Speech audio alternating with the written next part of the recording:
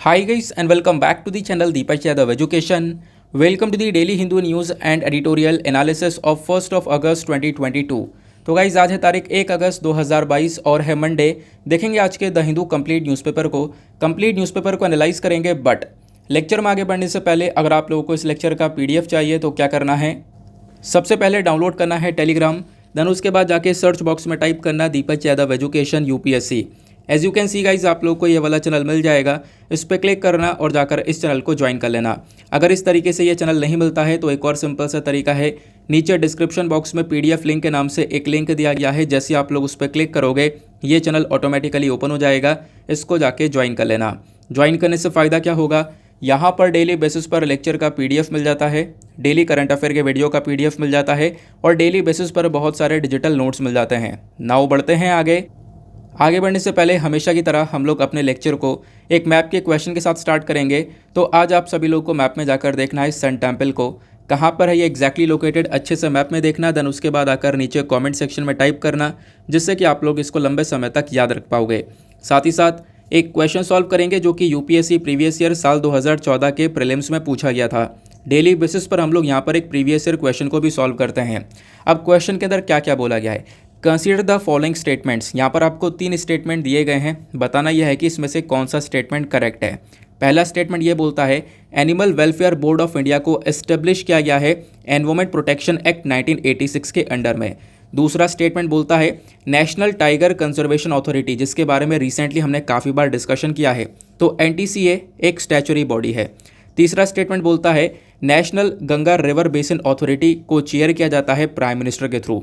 अब नीचे यहाँ पे ऑप्शन दिए गए हैं कि बताओ ऊपर दिए गए स्टेटमेंट में से कौन सा स्टेटमेंट करेक्ट है। ऑप्शन ए बोलता है 1 ओनली, ऑप्शन बी बोलता है 2 and 3 only, option C 2 only या फिर ऑप्शन डी तीनों के तीनों करेक्ट हैं। तो इसका सही आंसर आप सभी लोगों को नीचे कमेंट सेक्शन में देना है। एटलीस्ट सभी को इसमें पार्टिसिपेट करना है, जैसा मैं आप लोगों से डेली बेसिस पर बोलता हूँ। बाय द वे इसका जो करेक्ट आंसर है वो मैंने आपको टेलीग्राम पर प्रोवाइड करवा दिया है, वहाँ से भी चेकआउट कर सकते हो। अदरवाइज़ वहाँ पर आंसर नहीं मिलता है तो भी कोई परेशान होने की ज़रूरत नहीं है। वीडियो के लास्ट में इसके करेक्ट आंसर का डिस्कशन हम लोग करेंगे। तो चलो शुभारंभ करते हैं। और फ्रंट पेज पर देखो हमारे पास कोई भी ऐसा इंपॉर्टेंट आर्टिकल नहीं है जो एग्जामिनेशन से हम लोग रिलेट कर सकें। डायरेक्टली चलते हैं इंपॉर्टेंट आर्टिकल पर। अच्छा, सबसे पहले मैं आप लोग को थंबनेल वाला आर्टिकल बता देता हूँ। देखो बहुत ही ज़्यादा चर्चा में रहा है ये इशू पिछले 2 दिनों से। तो हुआ क्या था, मैं आपको एक अखबार दिखाता हूँ, लाइव मिंट। आपने सुना होगा इस न्यूज़पेपर के बारे में, काफ़ी बार हमने इस पर्टिकुलर न्यूज़पेपर से एडिटोरियल का डिस्कशन भी किया है। जब आप लोग यहाँ पे देखोगे इस न्यूज़पेपर के अंदर एक ऑथर हैं शेफाली भट्ट, इन्होंने यहाँ पर एक आर्टिकल लिखा है shouldn't brands stop supporting solid influencers. ठीक है ना। तो यहाँ पर इस आर्टिकल को जब लिखा गया तो इस आर्टिकल में गौरव तनेजा के अगेंस्ट में काफ़ी सारी चीज़ें मेंशन हैं। अब गौरव तनेजा कौन है, बहुत सारे लोगों को पता होगा, एक यूट्यूबर हैं, व्लॉगर हैं, ठीक है ना। इस समय काफ़ी ज़्यादा पॉपुलर हैं। पिछले कुछ टाइम पे काफ़ी सारी चीज़ों को लेकर और भी इशू में रहे। बर्थडे वाले इशू पे ये आपको पता होगा, है ना, जब अरेस्ट हुए थे, तो मतलब काफ़ी सारी चीज़ों की वजह से यहाँ पर न्यूज़ में रहे हैं। तो अब यहाँ पर आप लोग देख पाओगे एक बार फिर से यहाँ पे न्यूज़ कवरेज में आ चुके हैं। तो लाइव मिनट के अंदर एक आर्टिकल लिखा गया और यहाँ पे गौरव तनेजा के अगेंस्ट में सारी चीज़ें यहाँ पर मेंशन की गई हैं। जैसे कि सबसे पहली चीज़ देखो क्या हुआ ना, कि इन्होंने अपना व्लॉग शूट किया। उस व्लॉग के अंदर यहाँ पे इनकी बेटी की ईयर पियर्सिंग हो रही है, यानी कि कान छिदवा रहे हैं अपनी बेटी की, बड़ी बेटी की। तो वो जो कान छिदवाया गया है उस समय उनकी बेटी काफ़ी रो रही है, चिल्ला रही है, ठीक है। तो उस चीज़ को यहाँ पे ऑथर ने बोल दिया है क्या, चाइल्ड अब्यूज़। ऑथर ने यहाँ पे बोला कि वो एक चाइल्ड अब्यूज़, यानी कि बच्चे के ऊपर अत्याचार हो रहा है, वायलेंस अगेंस्ट चिल्ड्रन है। एक चीज़ ये कोट कर दी गई आर्टिकल के अंदर। दूसरी चीज़ यहाँ पे ऑथर ने क्या कोट करी है इस आर्टिकल में, दूसरी चीज़ यहाँ पर उन्होंने ये कोट कर दी कि किसी व्लॉग के अंदर यहाँ पे दिखाया गया होगा कि उनके बड़ी बेटी के हाथ से फ़ोन गिर जाता है नीचे, ठीक है, उनका फ्लैट से नीचे गिर जाता है। तो फिर यहाँ पे उस बेटी की जो मदर हैं वो यहाँ पर अपनी बेटी को मारती हैं। अब जब मारती हैं तो उस चीज़ को भी यहाँ पे चाइल्ड एब्यूज़ की कैटेगरी के अंदर डाल दिया है। तो बेसिकली यहाँ पे ऑथर ने मेंशन किया कि देखो ये चाइल्ड एब्यूज़ हो रहा है। साथ ही साथ में यहाँ पर ये तो एक इशू था, एक और इशू यहाँ पर मेंशन किया गया क्या, कि रिसेंटली यहाँ पे क्या हुआ, गौरव तनेजा ने अपने घर का गृह प्रवेश करवाया। तो यहाँ पे जो गृह प्रवेश होता है, घर में जब पूजा हो रही है तो उस पूजा में एक हवन करवाया और हवन करवाते यहाँ पे एक ट्वीट भी कर दिया था। ट्वीट ये कर दिया कि जो भोपाल गैस लीक है, आपको पता होगा 3 दिसंबर 1984 की बात है, भोपाल गैस ट्रेजिडी की बात है, काफ़ी बार इसके बारे में डिस्कशन किया है। जो भोपाल गैस ट्रेजिडी थी जहाँ पे गैस वगैरह लीक हो गई थी, तो बेसिकली यहाँ वहाँ पे बोला यह जाता है कि उस पूरे इंसिडेंट में 2 फैमिलीज़ यहाँ पे बच गई हैं। और फिर बाद में यहाँ पर काफ़ी सारे आर्टिकल इसके ऊपर पब्लिश भी हुए हैं कि 2 फैमिलीज़ वो कैसे बची, कि वो लोग हवन करवाते थे और हवन से क्या हुआ है, एक एंटीडोट पैदा हुआ है जिसने यहाँ पर गैस लीक का कोई इफेक्ट यहाँ पे फैमिली के ऊपर नहीं होने दिया। तो बेसिकली यही सारी चीज़ें यहाँ पे कोट कर दी गई थी ट्वीट के अंदर इस हवन को लेकर गौरव तनेजा के थ्रू। तो ये इस चीज़ को लेकर भी कंट्रोवर्सी में आ गए और यहाँ पर आप कह सकते हो कि इन सारी चीज़ों के अगेंस्ट में ये पूरा का पूरा लाइव मिनट का आर्टिकल लिखा हुआ है। अब जैसे गौरव तनेजा इसको देखते हैं, ये कोर्ट जाते हैं और कोर्ट जाकर बोलते हैं कि देखो यहाँ पर ये एक डिफेम किया जा रहा है मेरे नाम को, ठीक है ना, मुझे डिफेम किया जा रहा है। और ये फिर जो है केस कोर्ट के अंदर जाता है। देन उसके बाद यहाँ पे आप देख पाओगे 30 जुलाई की न्यूज़ है। दिल्ली हाई कोर्ट क्या मेंशन करता है, दिल्ली हाई कोर्ट यहाँ पे लाइव मिनट से बोलता है कि आपका ये जो आर्टिकल है ना, इसको हटा दो आने वाले 15 दिन के अंदर। तो यहाँ पे इसको आर्टिकल को हटाने के लिए भी बोला गया है। यहाँ पे आप लोग देख पाओगे गौरव तनेजा का ये ऑफिशियल ट्वीट है कि यहाँ कुछ मीडिया के थ्रू अटैक किया गया, लाइव मिनट के थ्रू, है ना, जर्नलिस्ट का नाम भी लिख दिया है। तो बेसिकली यहाँ पर इनका कहना यह है, कोर्ट का कहना यह है कि इस आर्टिकल को हटा दिया जाए। और साथ ही साथ में दिल्ली हाई कोर्ट ने एक चीज़ और मेंशन करी है। वो क्या मेंशन करी है, ध्यान से सुनते हुए जाना। वो ये है कि जो चाइल्ड पियर्सिंग है वो चाइल्ड एब्यूज़ नहीं है, ठीक है ना। ये भी यहाँ पे दिल्ली हाई कोर्ट ने बोला। जो ईयर पियर्सिंग है, जो यहाँ पे कान छिदवाए गए हैं, उसके लिए यहाँ पर वो चाइल्ड अब्यूज़ की कैटेगरी के अंदर नहीं आता है, ऐसा दिल्ली हाई कोर्ट मेंशन कर चुका है। तो चाइल्ड अब्यूज़ को लेकर एक इंपॉर्टेंट सा इशू है। काफ़ी कुछ आप लोग लिख भी सकते हो, काफ़ी सारी चीज़ें कोट भी की जा सकती हैं जीएस पेपर 2 के अंदर में, ठीक है ना। तो काफ़ी हेल्प करेगा। आगे बढ़ते हैं नेक्स्ट आर्टिकल पर। लेकिन उससे पहले आप लोग भी यहाँ पर अपने राय बता सकते हो इस पर्टिकुलर इशू को लेकर। देखो यार, वैसे तो सभी के नज़रिए में जो ईयर पियर्सिंग है ये कोई चाइल्ड अब्यूज़ नहीं है। और यहाँ पे अगर किसी ने फ़ोन फेंक दिया है, उसकी माँ ने मारा है उसे, तो वो भी यहाँ पे चाइल्ड अब्यूज़ की कैटेगरी के अंदर नहीं आएगा। क्योंकि आप भी बहुत पिटे होंगे घर पे, है ना, अपने मदर से। सभी लोग पिटे हैं जब छोटे थे हम लोग। तो फिर यहाँ पर ये बेसिकली चाइल्ड अब्यूज़ की कैटेगरी में नहीं आना चाहिए। वैसे आपके क्या राय हैं, आप लोग नीचे कमेंट सेक्शन में ज़रूर से लिखना। आगे आते हैं नेक्स्ट आर्टिकल पर। नाउ एक बहुत ज़्यादा इंपॉर्टेंट आर्टिकल आता है ये वाला। इसको आप लोग जीएस पेपर 2 और जीएस पेपर 3 दोनों से रिलेट कर पाओगे, एग्रीकल्चर से भी रिलेट कर पाओगे, plus government policies and intervention जो हमारे जीएस पेपर नंबर 2 के अंदर है वहाँ से भी रिलेट किया जा सकता है। अब देखो ये इशू भी लगभग 2-3 महीने से चर्चा में है। अभी आर्टिकल के अंदर क्या बोला गया, आर्टिकल में बोला यह जा रहा है कि हमारी जो केंद्र सरकार यानी कि जो सेंट्रल गवर्नमेंट है वो अग्री कर चुकी है कि वो अब तेलंगाना से परबोल्ड राइस को परचेज करेगी। कौन सा राइस, परबोल्ड राइस। तो ये परबोल्ड राइस क्या होता है इसको मैं आगे समझाऊंगा, एक इम्पॉर्टेंट टर्म है। इसी को लेकर पहले कुछ इश्यूज़ क्रिएट हुए थे, आज से 2 महीने पहले। हुआ क्या था, यहाँ पे केंद्र सरकार ने बोला कि देखो हम अब यहाँ पे परबोल्ड राइस को नहीं खरीदने वाले। तेलंगाना के अंदर बहुत ज़्यादा प्रोडक्शन होता है परबोल्ड राइस का, तो केंद्र सरकार यहाँ पे जब खरीदती है स्टेट से तो इस परबोल्ड राइस को खरीदने से मना कर दिया था। केंद्र सरकार ने बोला यार हमारे पास में पहले से ही बहुत सारा ये वाला राइस रखा हुआ है, लोग खरीद भी नहीं रहे हैं, इस वजह से हम लोग यहाँ पर अब परचेज़ नहीं कर सकते। लेकिन फाइनली अब यहाँ पर चीज़ें थोड़ी सी सुलझी हैं और सेंट्रल गवर्नमेंट ने बोला है कि ठीक है चलो हम लोग यहाँ पर परचेज़ कर रहे हैं, लेकिन इस बार परचेज़ कर रहे हैं। ये एक लास्ट चांस आपको देखने को मिलेगा, लास्ट चांस है जहाँ पर सेंट्रल गवर्नमेंट इस परबोल्ड राइस को परचेज़ कर रही है। और आगे से यहाँ पर तेलंगाना ही बोल चुका है कि जो ये लोग हैं आगे से इसके प्रोडक्शन के ऊपर ध्यान रखेंगे, इसको इतना प्रोड्यूस नहीं करेंगे जैसा कि अब की बार यहाँ पर देखने को मिला है। क्लियर हो गया। तो ये तो यहाँ पर इशू देखने को मिलेगा। अब पहले मैं आप लोगों को थोड़ा सा इसका बैकग्राउंड बता देता हूँ, परबोल्ड राइस के बारे में कुछ चीज़ें, फैक्ट्स जो हैं जो प्रीलिम्स के लिए बहुत इंपॉर्टेंट है, उसको आप लोग नोट डाउन कर सकते हो। तो इशू मैंने आपको समझा दिया था ऑलरेडी। पता है इस चीज़ को लेकर प्रोटेस्ट भी हुआ था रिसेंटली, जब केंद्र सरकार ने यहाँ पर परबोल्ड राइस को तेलंगाना से खरीदने से मना कर दिया। तो तेलंगाना के चीफ मिनिस्टर प्लस और भी बहुत सारे मिनिस्टर्स थे, उन सब ने मिलकर एक धरना किया और डिमांड करी कि भाई हमें एक यूनिफॉर्म पैडी प्रोक्योरमेंट पॉलिसी चाहिए। अब ये यूनिफॉर्म पैडी प्रोक्योरमेंट पॉलिसी का मतलब क्या, आओ हम लोग इसको थोड़ा सा समझते हैं। देखो करंट टाइम पर क्या होती है, जो हमारी सेंट्रल गवर्नमेंट है वो बहुत सारा अनाज खरीदती है, अलग अलग राज्य सरकारों से खरीद रही है ना, अलग अलग स्टेट्स यहाँ पे परचेज़ कर रही है। तो यहाँ पे जब अलग अलग स्टेट से परचेज़ किया जा रहा है तो अलग अलग तरीके से परचेज़ किया जाता है कि मान लो किसी स्टेट से इतना परचेज़ कर लिया, किसी से इतना परचेज़ कर लिया, तो सभी लोगों के लिए अलग अलग है। तो यहाँ पर तेलंगाना का कहना यह था कि आप दूसरे स्टेट से परचेज़ कर रहे हो, हमारे से परबोल्ड राइस को नहीं परचेज़ कर रहे हो, लेकिन परबोल्ड राइस को परचेज़ करना चाहिए। तो इसके लिए डिमांड कर रहे थे कि यूनिफॉर्म पैडी प्रोक्योरमेंट पॉलिसी होनी चाहिए, यानी सभी स्टेट से इक्वली यहाँ पर एक अच्छे तरीके से या फिर आप कह सकते हो एक सही लेवल में परचेज़ किया जाना चाहिए। तो इस चीज़ को लेकर भी यहाँ पर एक रिसेंटली इशू उठा था। कि सभी के साथ में एक जैसा व्यवहार किया जाए, नहीं तो एक स्टेट से आप परचेज़ कर रहे हो, दूसरे स्टेट से परचेज़ नहीं कर रहे हो, ऐसा इशू ना उठना चाहिए। इस चीज़ को लेकर एक डिमांड की गई थी। क्लियर हो गया। अब क्वेश्चन ये है कि परबोल्ड राइस आखिरकार क्या है, क्यों यहाँ पे सेंट्रल गवर्नमेंट खरीदने से मना कर रही है, ये एक बहुत इंपॉर्टेंट पॉइंट आ जाता है। आओ समझते हैं परबोल्ड राइस के बारे में। देखो, डिक्शनरी के अंदर जब आप लोग परबोल्ड राइस का एक मीनिंग देखोगे तो उसका मतलब है पार्शली कुक्ड, यानी कि आपने थोड़ा सा उबाल दिया, पार्शली कुक्ड बाय बॉइलिंग, थोड़ा सा उबाल दिया, आधा उबाल दिया है, आधा यहाँ पर कच्चा है, उसको हम लोग बोलते हैं परबोल्ड राइस। आधा बॉईल हो चुका है, आधा ऐसे ही है, तो थोड़ा सा उबाल देना, उसको हम लोग परबोल्ड राइस बोलते हैं। और ये काफ़ी सारे स्टेट्स के अंदर प्रोड्यूस किया जाता है। ये जो परबोल्ड राइस है ना, ये कोई नई प्रैक्टिस नहीं है, बहुत लंबे समय से, एंशिएंट टाइम से हम लोग यहाँ पर इसका प्रोडक्शन कर रहे हैं, ऐसा भी यहाँ पर मेंशन किया गया है।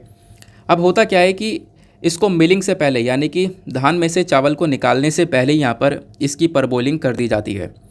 हालांकि यहाँ पे परबोइल्ड राइस की कोई डेफिनेशन हमारे फूड कॉरपोरेशन ऑफ इंडिया के अंदर मेंशन नहीं है, ऐसा भी बोला जाता है।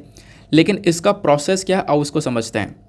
सबसे पहली चीज़, यहाँ पे इसके प्रोसेस में काफ़ी सारी चीज़ें बताई गई हैं। होता क्या है, हम लोग यहाँ पे क्या करते हैं, जो पैडी है, जो धान है, उसको यहाँ पे गर्म पानी में रख देते हैं 3 घंटे तक, ठीक है ना। बाकी यहाँ पे काफ़ी सारी जगह पर इसको और ज़्यादा घंटों तक उसको गर्म पानी में रखा जाता है, भिगो के रखा जाता है। फिर उसके बाद में पानी को सुखा दिया जाता है धूप में रखने के बाद में, और पानी को सुखाने के बाद में उस पर स्टीम यानी भाप डाली जाती है 20 मिनट तक। फिर उसके बाद में यहाँ पर उसको सुखाया जाता है सन के अंदर, यानी सूर्य की गर्मी के अंदर यहाँ पे उसको सुखा दिया जाता है।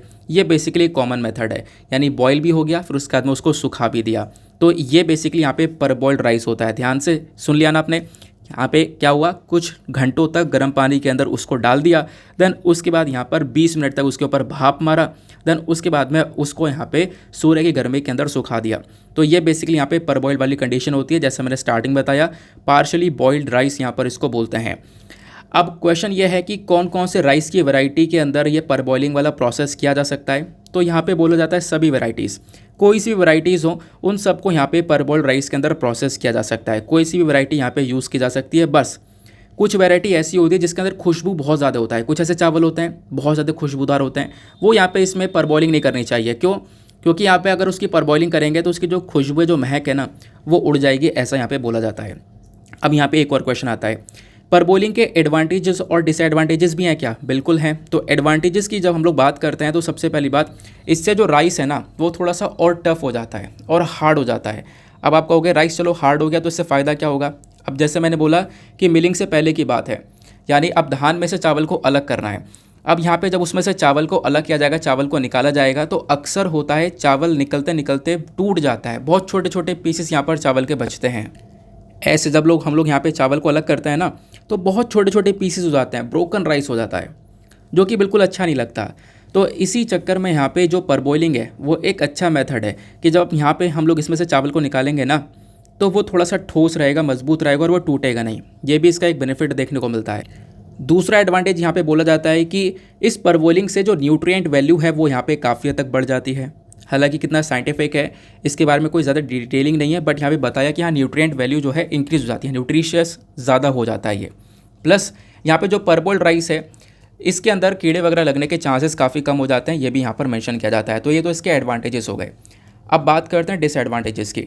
डिसएडवांटेजेस में यहाँ पे यह है कि जो राइस है वो थोड़ा सा और काला सा पड़ने लगता है, और कभी कभी यहाँ पर वो जो उसकी महक है ना वो एक तरीके से बदबू बदल जाती है, वो एक बुरी महक मारने लगता है।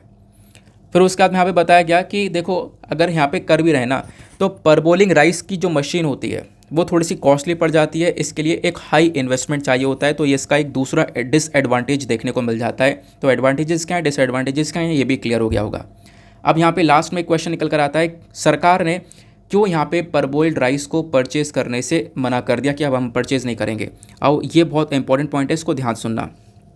गवर्नमेंट के अकॉर्डिंग बात करें तो जो फूड कॉरपोरेशन ऑफ इंडिया है उसने बोला कि अब हम लोग यहाँ पे परबोल्ड राइस को, खासकर जो सरप्लस परबोल्ड राइस है वो हम लोग परचेज़ नहीं कर सकते। क्यों?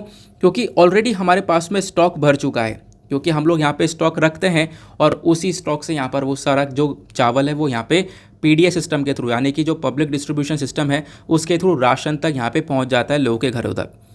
तो जो गोदाम के अंदर पहले से यहाँ पर चावल है वो काफ़ी ज़्यादा है, सफिशिएंट है, इस वजह से हम लोग यहाँ पे अब आगे नहीं परचेज़ कर सकते। ये पहला रीज़न बताया गया। नंबर 2 रीज़न क्या बोला गया कि देखो बिल्कुल भी डिमांड नहीं है इस राइस की, यानी परबोल्ड राइस की कोई भी डिमांड नहीं है हमारे पीडीएस सिस्टम के अंदर में। तो इस वजह से हम लोग करेंगे क्या, जब वो बिकेगा ही नहीं, खरीदेगा ही नहीं कोई तो दूसरा इंपॉर्टेंट इशू यहाँ पर ये देखने को मिल जाएगा। क्लियर हो गया, ये यहाँ पे बात हो गई। देन उसके बाद में यहाँ पर और क्या मेंशन किया, यहाँ पे मिनिस्ट्री के अकॉर्डिंग बात करें तो बोला गया कि जो परबोल्ड राइस की डिमांड है ना, वो पिछले कुछ सालों में बहुत तेज़ी से डाउन हो गई है।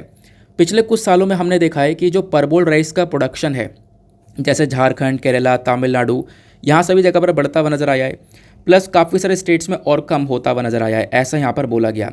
अब जब बात आती है तेलंगाना की, तो तेलंगाना एक ऐसा स्टेट है जहाँ से इंडिया बहुत सारा, यानी कि इंडिया का जो फूड कॉरपोरेशन ऑफ इंडिया है, जो कि एक तरीके से पूरा का पूरा अनाज खरीदता है, तो ये जो है ना तेलंगाना से बहुत सारा राइस परचेज़ क्या करता था, परबोल्ड राइस।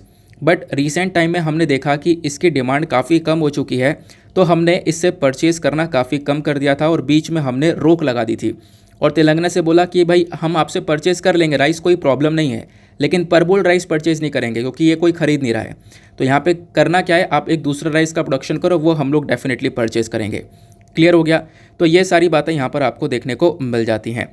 तो ये बात हो गई सारी राइस के बारे में। परबोल्ड राइस क्या है वो आपको समझ में आ गया है, तो वो चावल ही, लेकिन उसके अंदर कुछ प्रोसेसिंग कर दी गई है। अब क्वेश्चन ये है कि राइस के बारे में जान लो, क्योंकि आपके जीएस पेपर 1 एग्रीकल्चर में काफ़ी हेल्प करेगा। राइस एक खारीफ क्रॉप है। अच्छा, खारीफ क्रॉप कौन सी होती है, नीचे कमेंट सेक्शन में बता सकते हो कौन से महीने में यहाँ पर इसको सो किया जाता है, ग्रो किया जाता है। तो खारीफ क्रॉप है जिसके अंदर टेम्परेचर की जो रिक्वायरमेंट है लगभग 25 डिग्री सेल्सियस के आसपास के टेम्परेचर की रिक्वायरमेंट होती है। जो ये राइस है, खासकर जो चावल है, ये north eastern India, coastal areas, इन एरियाज़ के अंदर सबसे ज़्यादा ग्रो किया जाता है।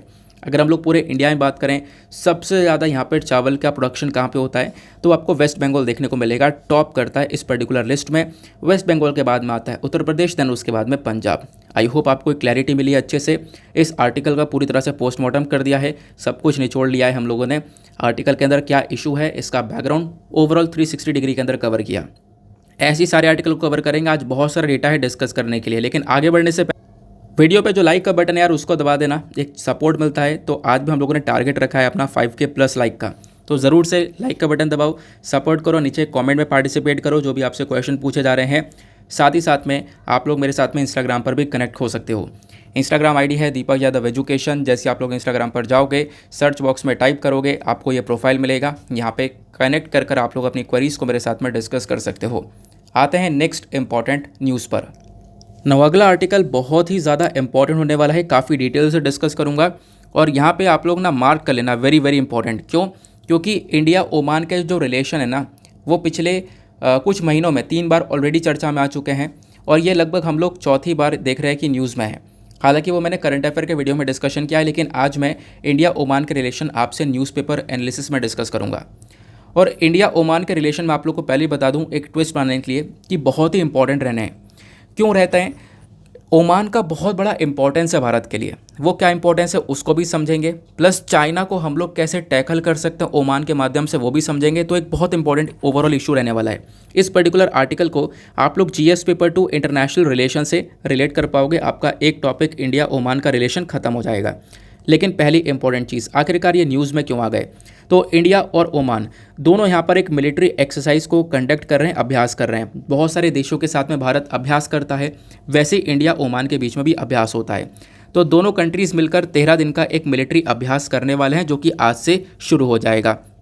अब ये जो मिलिट्री अभ्यास है वो कौन सा है, उसका नाम है अल नजा 4। ठीक है ना, तो अल नजा 4 ये एक मिलिट्री एक्सरसाइज है। क्लियर हुआ? आगे मैं आपको बताऊंगा और कौन कौन सी एक्सरसाइजेस होती हैं। तो इस मिलिट्री एक्सरसाइज में इंडियन आर्मी होगी भारत की साइड से, ऑब्वियस ये बात है, और ओमान की साइड से रॉयल आर्मी होगी। ये दोनों भी आपस में आकर अभ्यास करेंगे और इस अभ्यास में जो भी एक दूसरे की यूनिक बातें होंगी वो एक दूसरे के साथ में यहाँ पर चीज़ों को डिस्कस किया जाएगा।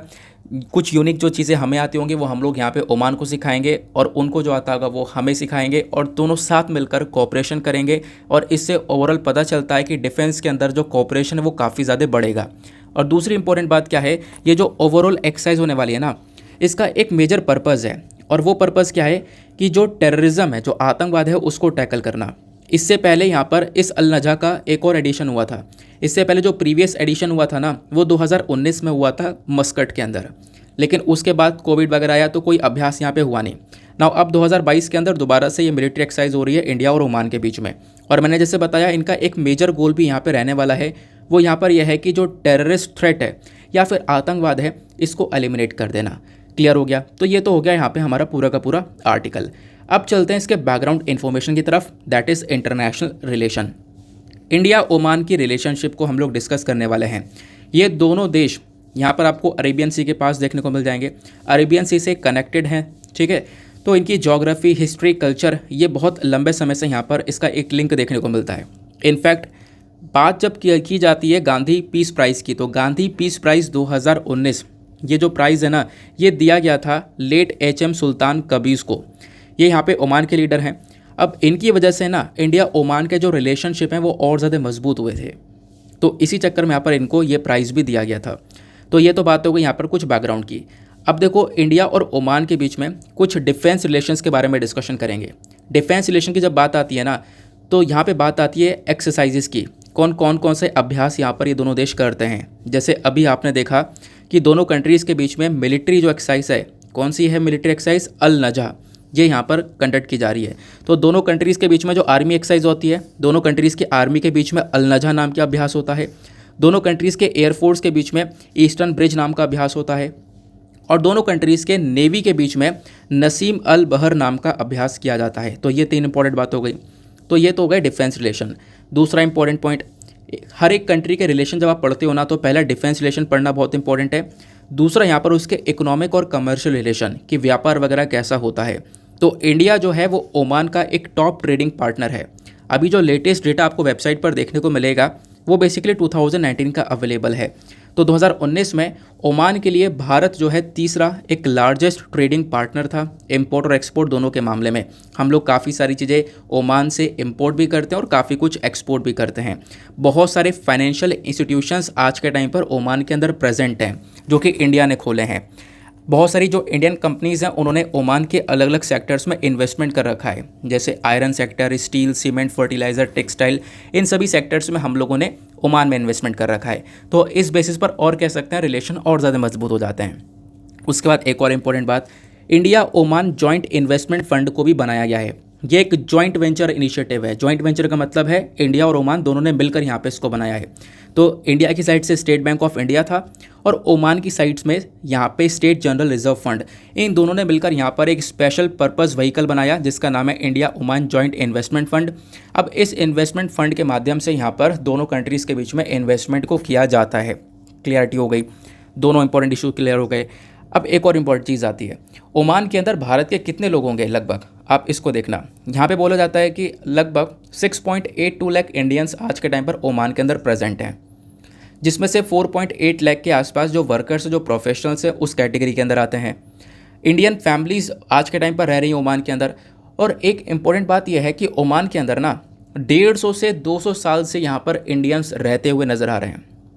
फिर एक और इम्पॉर्टेंट बात आती है, ये बात ये आती है कि ओमान के अंदर बहुत सारे स्कूल्स आपको देखने को मिल जाएंगे जो कि CBSE सिलेबस यहाँ पे ऑफर करते हैं, ठीक है ना। तो ये आप लोग देख पाओगे, ये भी एक बहुत इंपॉर्टेंट इशू है। देन अब यहाँ पे हम लोग एक इम्पॉर्टेंट पॉइंट पे आते हैं। वो पॉइंट ये है कि ओमान का इम्पोर्टेंस भारत के लिए क्या है, क्यों इतना इंपॉर्टेंट है ओमान हमारे लिए। पहले मैं आप लोगों को एक लोकेशन दिखाता हूँ, उसके बाद आगे बात करेंगे। ये मैं बेस्ट है समझने के लिए। जब आप लोग ओमान को देखते हो, ये तो हो गया है हमारा महान भारत, और इंडिया के कंपैरिजन में आपको यहाँ पर ये ओमान देखने को मिल जाता है, ठीक है ना। ओमान कहाँ पर है, ये है, ये बीच में अरेबियन सी हो गया। अरेबियन सी से ओमान और इंडिया दोनों कनेक्टेड हैं। आगे आते हैं। अब यहाँ पे आप लोग देख पाओगे, ये ओमान से जब अंदर चलोगे ना तो यहाँ पे स्ट्रेट ऑफ हॉर्मुज़ आता है, और स्ट्रेट ऑफ हॉर्मुज़ ये एक ऐसा रास्ता है जहाँ से बहुत सारा तेल भारत के पास में आता है। तो ये एरिया काफ़ी इंपॉर्टेंट हो जाता है। आगे आते हैं। देन उसके बाद यहाँ पे क्या बताया गया कि देखो करेंट टाइम पर क्या हो रहा है ना, कि चाइना ने पूरी तरह से भारत को घेर रखा है, जिसको हम लोग बोलते हैं चाइना का string of pearl. String of pearl मतलब यानी कि इन्होंने भारत के पूरे इर्द गिर्द एक मोतियों की माला बुन रखी है। और वो कैसे बुन रखी है, आओ उसको देखते हैं। सबसे पहली चीज़, चाइना का एक इनिशिएटिव है, कौन सा, बेल्ट एंड रोड इनिशिएटिव। इस इनिशिएटिव के माध्यम से दुनिया भर को चाइना ने कनेक्ट कर रखा है, और इसी बेल्ट एंड रोड इनिशिएटिव का हिस्सा है ये चाइना पाकिस्तान इकोनॉमिक कॉरिडोर। ये जो चाइना पाकिस्तान इकोनॉमिक कॉरिडोर है ना, ये यहाँ पे ग्वादर पोर्ट को कनेक्ट करता है चाइना से। और ये जो ग्वादर पोर्ट आपको दिख रहा है, ये खुद यहाँ पे चाइना ने डेवलप कर रखा है, चाइना ने खुद बनाया है, खुद इन्वेस्टमेंट करके। क्लियर हो गया। उसके बाद मालदीव्स के अंदर पोर्ट बनाया, मालदीव्स के अंदर इन्वेस्टमेंट किया। और श्रीलंका का तो पता ही है, श्रीलंका का पूरी तरह से यहाँ पर डिपेंड है किसके ऊपर, चाइना के ऊपर। चाइना का एक बहुत बड़ा रोल श्रीलंका में देखने को मिला। श्रीलंका का जो हम्बनतोता पोर्ट है वो यहाँ पे 99 साल के लिए चाइना ने लीज पर ले लिया, तो यहाँ पर भी इन्वेस्टमेंट देखने को मिलेगा। मतलब चाइना यहाँ पर भी बैठा है, फिर उसके बाद में इस पर्टिकुलर रीजन पर भी बैठा है, फिर उसके बाद में यहाँ पर भी बैठा है। और कहानी यहाँ पे नहीं रुकती है। बांग्लादेश का चिटागोंग पोर्ट, म्यांमार का इधर यहाँ पे ये वाला पोर्ट हो गया। उसके बाद यहाँ पे काफ़ी सारे कंट्रीज़ देखने को मिलेंगे, छोटे छोटे आइलैंड्स देखने को मिलेंगे। यहाँ सभी जगह पर चाइना का इन्वेस्टमेंट है। इसके माध्यम से पता ही चलता है कि चाइना इन सभी जगह पर बैठा हुआ है। तो कहीं ना कहीं इंडिया के इर्द गिर्द यहाँ पर इसने एक मोतियों की माला बुन रखी है, इंडिया को चारों तरफ से घेर रखा है, जिसको हम लोग स्ट्रिंग ऑफ पर्ल बोलते हैं। यूपीएससी मेंस में एक क्वेश्चन पूछा गया है कि स्ट्रिंग ऑफ पर्ल क्या है। क्लियर हो गया। अब देखो यहाँ पे आप कहोगे कहाँ से कहाँ गए, ओमान का क्या इंपॉर्टेंस है। यहाँ पे ओमान के बारे में पढ़ रहे थे। अब देखो यहाँ पे ओमान का इंपॉर्टेंस ये है कि ओमान की मदद से हम लोग चाइना को टैकल कर पाएंगे। अगर चाइना सोचता है कि हाँ हमने यहाँ पर इंडिया को इस प्रकार से घेर रखा है, तो इंडिया ने भी चाइना को घेर रखा है। और इंडिया ने चाइना को किस प्रकार से घेर रखा है, वो है नेकलेस ऑफ डायमंड वाली स्ट्रेटजी के माध्यम से। अगर चाइना के पास में स्ट्रिंग ऑफ पर्ल है, तो भारत के पास में नेकलेस ऑफ डायमंड है। नेकलेस ऑफ डायमंड मतलब हमने भी चाइना को घेर रखा है। चाइना अगर स्मार्ट बनता है कि यहाँ पर इंडिया को घेर रखा है, तो ऐसा नहीं है। आप लोग देखो कि हमने कैसे घेर रखा है। मंगोलिया के अंदर हमने इन्वेस्टमेंट किया। मंगोलिया के बाद यहाँ पर जापान आया, जापान में इन्वेस्टमेंट किया। वियतनाम में हमने पोर्ट डेवलप किया, यहाँ पे सिंगापुर में चांगी पोर्ट। देन यहाँ पे भी काफ़ी कुछ डेवलप किया। बांग्लादेश में हमने डेवलप किया। और यहाँ पे बहुत सारे आइलैंड्स में हमारा एक बहुत बड़ा दबदबा है ही। सीचिल्स के अंदर यहाँ पर इन्वेस्टमेंट देखने को मिलेगा। तो चाइना को हमने इस प्रकार से यहाँ पर घेर लिया है, ठीक है ना। अब ईरान के अंदर हमने चाबार पोर्ट बनाया, आपको पता होगा, ये भी आपको देखने को मिल जाएगा। तो हम लोग भी यहाँ पे चारों तरफ बैठे हुए हैं। इसमें एक बहुत इंपॉर्टेंट रोल प्ले करता है, वो है दक्कम पोर्ट। अब ये जो दक्कम पोर्ट है ना, ये ओमान के अंदर है। ये होती है बात यहाँ पे क्लियर। तो ओमान इसलिए इम्पॉर्टेंट है, ओमान ने इस दक्कम पोर्ट का एक्सेस जो है ना वो इंडिया को दे दिया है। तो इस पोर्ट पर भी हमारा कंट्रोल आपको देखने को मिल जाएगा। तो अगर ये ना होता तो ये आप कह सकते हो नेकलेस ऑफ डायमंड पूरा नहीं हो पाता। तो इसी की वजह से यहाँ पर ये पोर्ट भी ज़रूरत है। अब यहाँ पर हम लोग इस पूरे के पूरे डायमंड को पूरा कर पा रहे हैं। क्लियर हो गया। तो ये जो दक्कम पोर्ट है वो ओमान के पास में है ना, वो इसी वजह से ओमान हमारे लिए काफ़ी ज़्यादा इम्पॉर्टेंट हो जाता है। क्लियर हो गया। आगे आते हैं। चलो ये बात सारी मैंने आपको बता दी है। जो भी यहाँ पे लिखा है चाइना को हम लोग कैसे टैकल कर रहे हैं वो ऑलरेडी मैं डिस्कस कर चुका हूँ। अगर क्लियर हो चुका है तो थम्स अप ज़रूर कर देना। आगे आते हैं अगले आर्टिकल पर। Now next important news. इस वाले आर्टिकल को आप लोग जीएस पेपर नंबर 3 एनवायरमेंट से रिलेट कर पाओगे। क्या बात की जा रही है, अरावलीज़ के बारे में। अरावलीज़ पिछले कुछ टाइम से रेगुलर बेसिस पर चर्चा में है। तो यहाँ पे देखो कुछ लोकल पीपल हैं, वहाँ के आसपास के सिटीज़न ग्रुप हैं, जिन्होंने हमेशा से कोशिश की है अरावलीज़ को बचाया जाए। लेकिन अरावलीज़ में सिचुएशन काफ़ी ख़राब है। क्या ख़राब है, इलीगल माइनिंग चल रही है वहाँ पे। लगातार यहाँ पे इलीगल तरीके से खुदाई चल रही है। 16 लोकेशंस के अंदर यहाँ पे पकड़ी गई हैं। और अगर हम लोग बात करें कि ओवरऑल जो वहाँ के लोकल पीपल हैं, जो सिटीजन्स ग्रुप हैं, उन्होंने बहुत यहाँ पे कोशिश करी है, एक कैंपेन रन किया ताकि अरावलीज़ को बचाया जाए। लेकिन एट द लास्ट बात यह आती है कि ये जो ऑनलाइन कैंपेन वगैरह चलाए जा रहे हैं ना, इसका भी कोई फ़ायदा नहीं निकल रहा है, क्योंकि लगातार यहाँ पे माइनिंग वगैरह हो रही है और ये अरावलीज़ डैमेज होते हुए नज़र आ रहे हैं। फिर यहाँ पे लोकल पीपल का कहना यह है कि देखो ये जो बात है ना, ये सरकार के ऊपर होना चाहिए। यहाँ पे ये सरकार को काम करना चाहिए। इसमें एक बहुत बड़ा इशू देखने को मिलेगा। गवर्नमेंट को यहाँ पर इस चीज़ को लेकर एक स्टेप उठाना चाहिए। ये बातें यहाँ पर निकल कर आती हैं। अब अगेन ये बातें आपसे कहीं नहीं पूछी जाएंगी, आपको ही पता है। बट क्वेश्चन ये है कि हम लोगों ने थोड़ा सा करंट इशू को समझ लिया। अब इसके अलावा अरावलीज़ का थोड़ा सा बैकग्राउंड जान लो, ये बहुत इंपॉर्टेंट होने वाला है। आपको मैं एक लोकेशन दिखाता हूँ। इस वाले पिक्चर को देखो, आपको काफ़ी सारी चीज़ें एकदम से क्लियर हो जाएंगी। जब आप लोग यहाँ पर इंडिया के मैप को देखते हो ना, तो ये जो रेंज बनाई गई है, ये आपको पूरी की पूरी अरावली रेंज देखने को मिलेंगी। मतलब अरावली की पहाड़ियाँ यहाँ से गुजरात से हरियाणा तक फैली हुई हैं। हरियाणा, राजस्थान, देन उसके बाद गुजरात तक यहाँ पे पूरी की पूरी पहाड़ियाँ फैली हुई हैं। ये बेसिकली अरावली रेंज है। लोकेशन ध्यान रखना कि कहाँ पर एग्जैक्टली लोकेटेड है। अब इसके बारे में कुछ फैक्चुअल डेटा लिखने के लिए क्या है वो देखते हैं। अरावली रेंज, जिसको हम लोग अरावली के नाम से भी जानते हैं, दोनों की स्पेलिंग थोड़ी सी अलग अलग है। एक माउंटेन रेंज है जो कि पूरे नॉर्थ वेस्ट इंडिया के अंदर आपको देखने को मिलेगा, जैसे अभी मैंने आपको एक पर्टिकुलर लोकेशन के अंदर दिखाया। और ये बेसिकली यहाँ पे जो पूरी रेंज है वो 670 किलोमीटर्स के आसपास की देखने को मिलेगी। ये वो पूरी रेंज है, ये पास होती है हरियाणा, राजस्थान और गुजरात में जाकर एंड हो जाती है, जैसे अभी आपने देखा। और एक और बहुत इंपॉर्टेंट बात, इन सारी पहाड़ियों में जो सबसे एक हाईएस्ट पीक है, सबसे ऊंची चोटी जो देखने को मिलती है वो है गुरु शिखर। ठीक है ना, ये भी एक बहुत इंपॉर्टेंट पॉइंट है। गुरु शिखर एक ऊंची चोटी, आपको एक हाईएस्ट पीक देखने को मिल जाती है। ये जो पीक है बेसिकली ये आपको राजस्थान के अंदर देखने को मिलेगी। आगे आते हैं, अब यहाँ से बहुत सारी नदियाँ बहती हैं और वो जो नदियाँ बहती हैं वो ट्रिब्यूटरीज हैं, यानी कि सहायक नदियाँ हैं। जैसे बानस हो गया, साहिबी रिवर हो गया। अब बानस, साहिबी रिवर ये खुद यहाँ पे सहायक नदियाँ हैं किसकी, यमुना की। तो यमुना की ये ट्रिब्यूटरीज हैं। साथ ही साथ में लूनी रिवर हो गई, ये जाके रन ऑफ कच्छ के अंदर गिरती है। तो ये कुछ नदियाँ जो हैं इस पर्टिकुलर अरावली से जो है वो बहती हैं। क्लियर हो गया। अब अरावली का इंपॉर्टेंस क्या है, देखो इंपॉर्टेंस बहुत ज़्यादा है। अरावली के अंदर बायोडाइवर्सिटी बहुत ज़्यादा देखने को मिलेगी। मतलब क्या है इसका, बहुत सारी अलग अलग नेटिव प्लांट स्पीशीज़ हैं, अलग अलग प्लांट्स की आपको प्रजातियां देखने को मिल जाती हैं। बहुत सारे जानवर देखने को मिलते हैं, लगभग 120 के आसपास बर्ड्स की स्पीशीज़ हैं। बहुत सारे ऐसे एनिमल्स हैं जिनकी जनसंख्या बहुत कम है, जैसे जैकल और मोंगूज़ हो गया, जिनकी जान को पहले से खतरा है। तो बेसिकली यहाँ पर बायोडाइवर्सिटी काफ़ी अच्छी देखने को मिलती है। साथ ही साथ में इसका इंपॉर्टेंस यहाँ पर यह भी बोला जाता है कि जो अरावली है ये बेसिकली यहाँ पर हमारी दिल्ली को बचा रहा है। दिल्ली क्या है, दिल्ली एक मोस्ट पॉल्यूटेड सिटी देखने को मिल जाएगा, कैपिटल देखने को मिल जाएगा पूरे दुनिया भर में। एक मोस्ट पॉल्यूटेड कैपिटल देखने को मिलेगा दिल्ली। तो इसके अंदर हवा को साफ़ करने का एक लंग्स का काम करती है ये अरावली। तो अरावली का इंपॉर्टेंस क्या है समझ लिया। दिक्कत क्या है कि यहाँ पे लगातार माइनिंग हो रही है, खुदाई हो रही है। यहाँ पे आप लोग देख पाओगे लगभग 25% से ज़्यादा या फिर 31 जो हिल रेंजेस हैं अरावली की राजस्थान में वो ख़त्म हो चुकी हैं, क्योंकि वहाँ पे इलीगल माइनिंग की गई। और इस इलीगल माइनिंग खुदाई की वजह से, वहाँ पे खनन की वजह से बहुत प्रॉब्लम आई है। जैसे कि वो जो बायोडाइवर्सिटी अभी हम थोड़ी देर पहले पढ़ रहे थे ना कि बहुत ज़्यादा अच्छी है, वो यहाँ पे ख़त्म हो गई। बहुत सारे प्लांट्स और एनिमल्स यहाँ पे एक तरीके से ख़त्म हो चुके हैं। जैसे लेपर्ड की जनसंख्या बहुत कम हो चुकी है। स्ट्रिप्ड हाइनास, गोल्डन जैकल, नील गाय, पाल्म सिवेट और वाइल्ड बोर, इन सभी जानवरों की जो संख्या है ना वो बहुत कम हो चुकी है इस इलीगल माइनिंग की वजह से। बहुत सारी जो रिवर्स हैं, बहुत सारी नदियाँ वो इससे ओरिजिनेट होती हैं। वो नदियाँ कौन कौन सी हैं वो मैं ऑलरेडी आपके साथ में ऊपर डिस्कस कर चुका हूँ। नाउ आते हैं नेक्स्ट इंपॉर्टेंट न्यूज़ पर। नेक्स्ट आर्टिकल को आप लोग GS paper 3 defence and security से रिलेट कर पाओगे। क्या न्यूज़ है यहाँ पर, जो HAL है that is Hindustan aeronautics limited, इसने बोला है कि हम लोगों को ये हमारी खासकर आर्म्ड फोर्सेस को 12 लाइट यूटिलिटी हेलीकॉप्टर्स सप्लाई करने वाला है।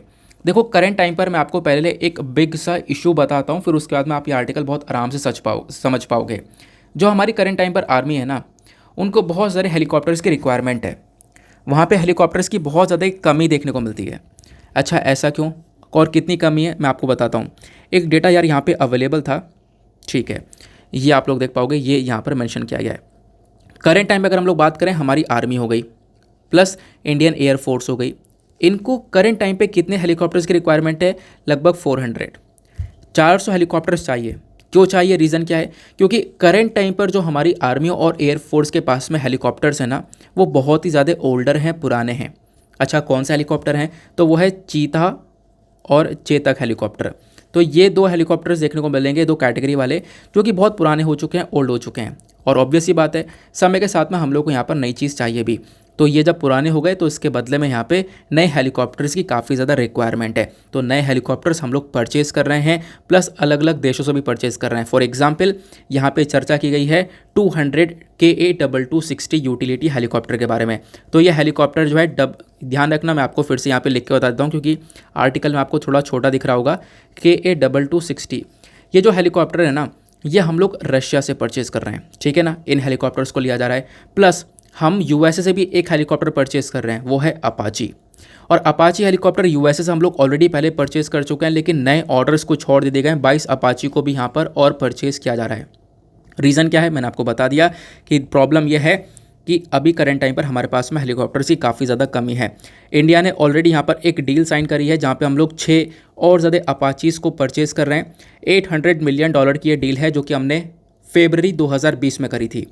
और अब यहाँ पे इस डील के अकॉर्डिंग 2024 तक हमारे पास में काफ़ी सारे अपाची हेलीकॉप्टर्स आने वाले हैं।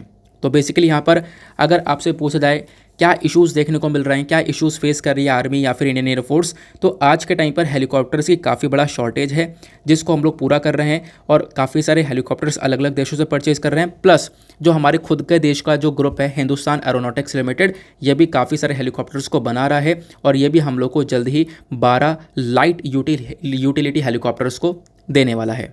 क्लियर हो गया। चलो आगे आते हैं नेक्स्ट इंपॉर्टेंट न्यूज़ पर।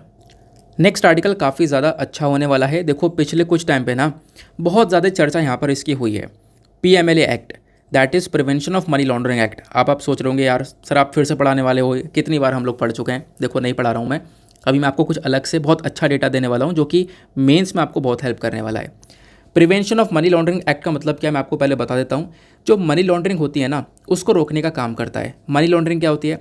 मनी लॉन्ड्रिंग में होता है ब्लैक मनी को वाइट मनी में कन्वर्ट कर दिया जाता है। ब्लैक मनी जो कि क्रिमिनल एक्टिविटी या फिर कोई गलत तरीके से पैसा कमाया गया उसको लेजिटिमेट मनी दिखा दिया गया, यानी कि वो वाइट मनी के अंदर कन्वर्ट कर दिया गया। इस पूरे प्रोसेसिंग को मनी लॉन्ड्रिंग बोलते हैं। तो मनी लॉन्ड्रिंग को रोकने का काम करता है कौन सा act? Prevention of money laundering act. अब रिसेंटली यहाँ पे prevention of money laundering act काफ़ी चर्चा में आ गया।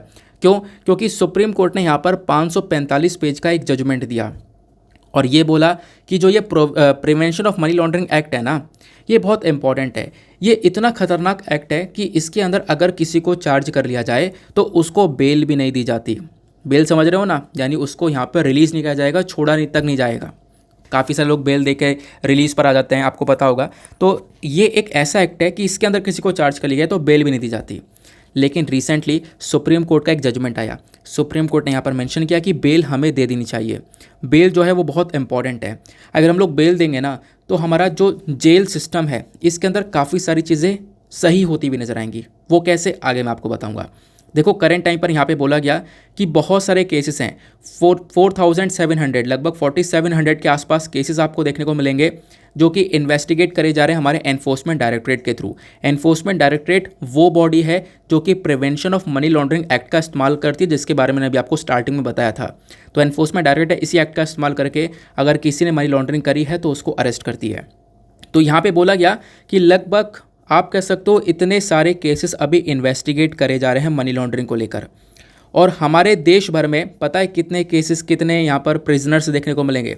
हमारे पूरे देश में 6.1 लाख कैदी हैं, लिख लेना 6.1 लाख यहाँ पर आपको ये प्रिजनर्स देखने को मिलेंगे। और इसमें से, इन कैदियों में से 80% जो कैदी हैं वो बेसिकली अंडर ट्रायल कैटेगरी के अंदर हैं। Very very important. Under trial category के मतलब है कि अभी यहाँ पर जिन व्यक्ति को अरेस्ट किया गया है उनको गिल्टी साबित नहीं हुआ, मतलब वो मुजरिम साबित नहीं हुआ है, यानी कि उनके ऊपर ट्रायल चल रहा है। तो इन 6.1 लाख के अंदर 80% केसेस आप देखोगे अंडर ट्रायल है। और यही सिचुएशन जो है हमारे जेल सिस्टम को बिगाड़ देती है। क्यों बिगाड़ देती है, आओ हम लोग इसको थोड़ा सा समझते हैं। ये जो अंडर ट्रायल केसेस है ना ये बहुत ज़्यादा हैं। पूरे दुनिया भर में भारत के अंदर सबसे ज़्यादा केसेस देखने को मिलते हैं अंडर ट्रायल के। इससे क्या होगा, हमारा जेल सिस्टम बिगड़ेगा। जेल के अंदर क्या होगी, ओवर क्राउडिंग होगी।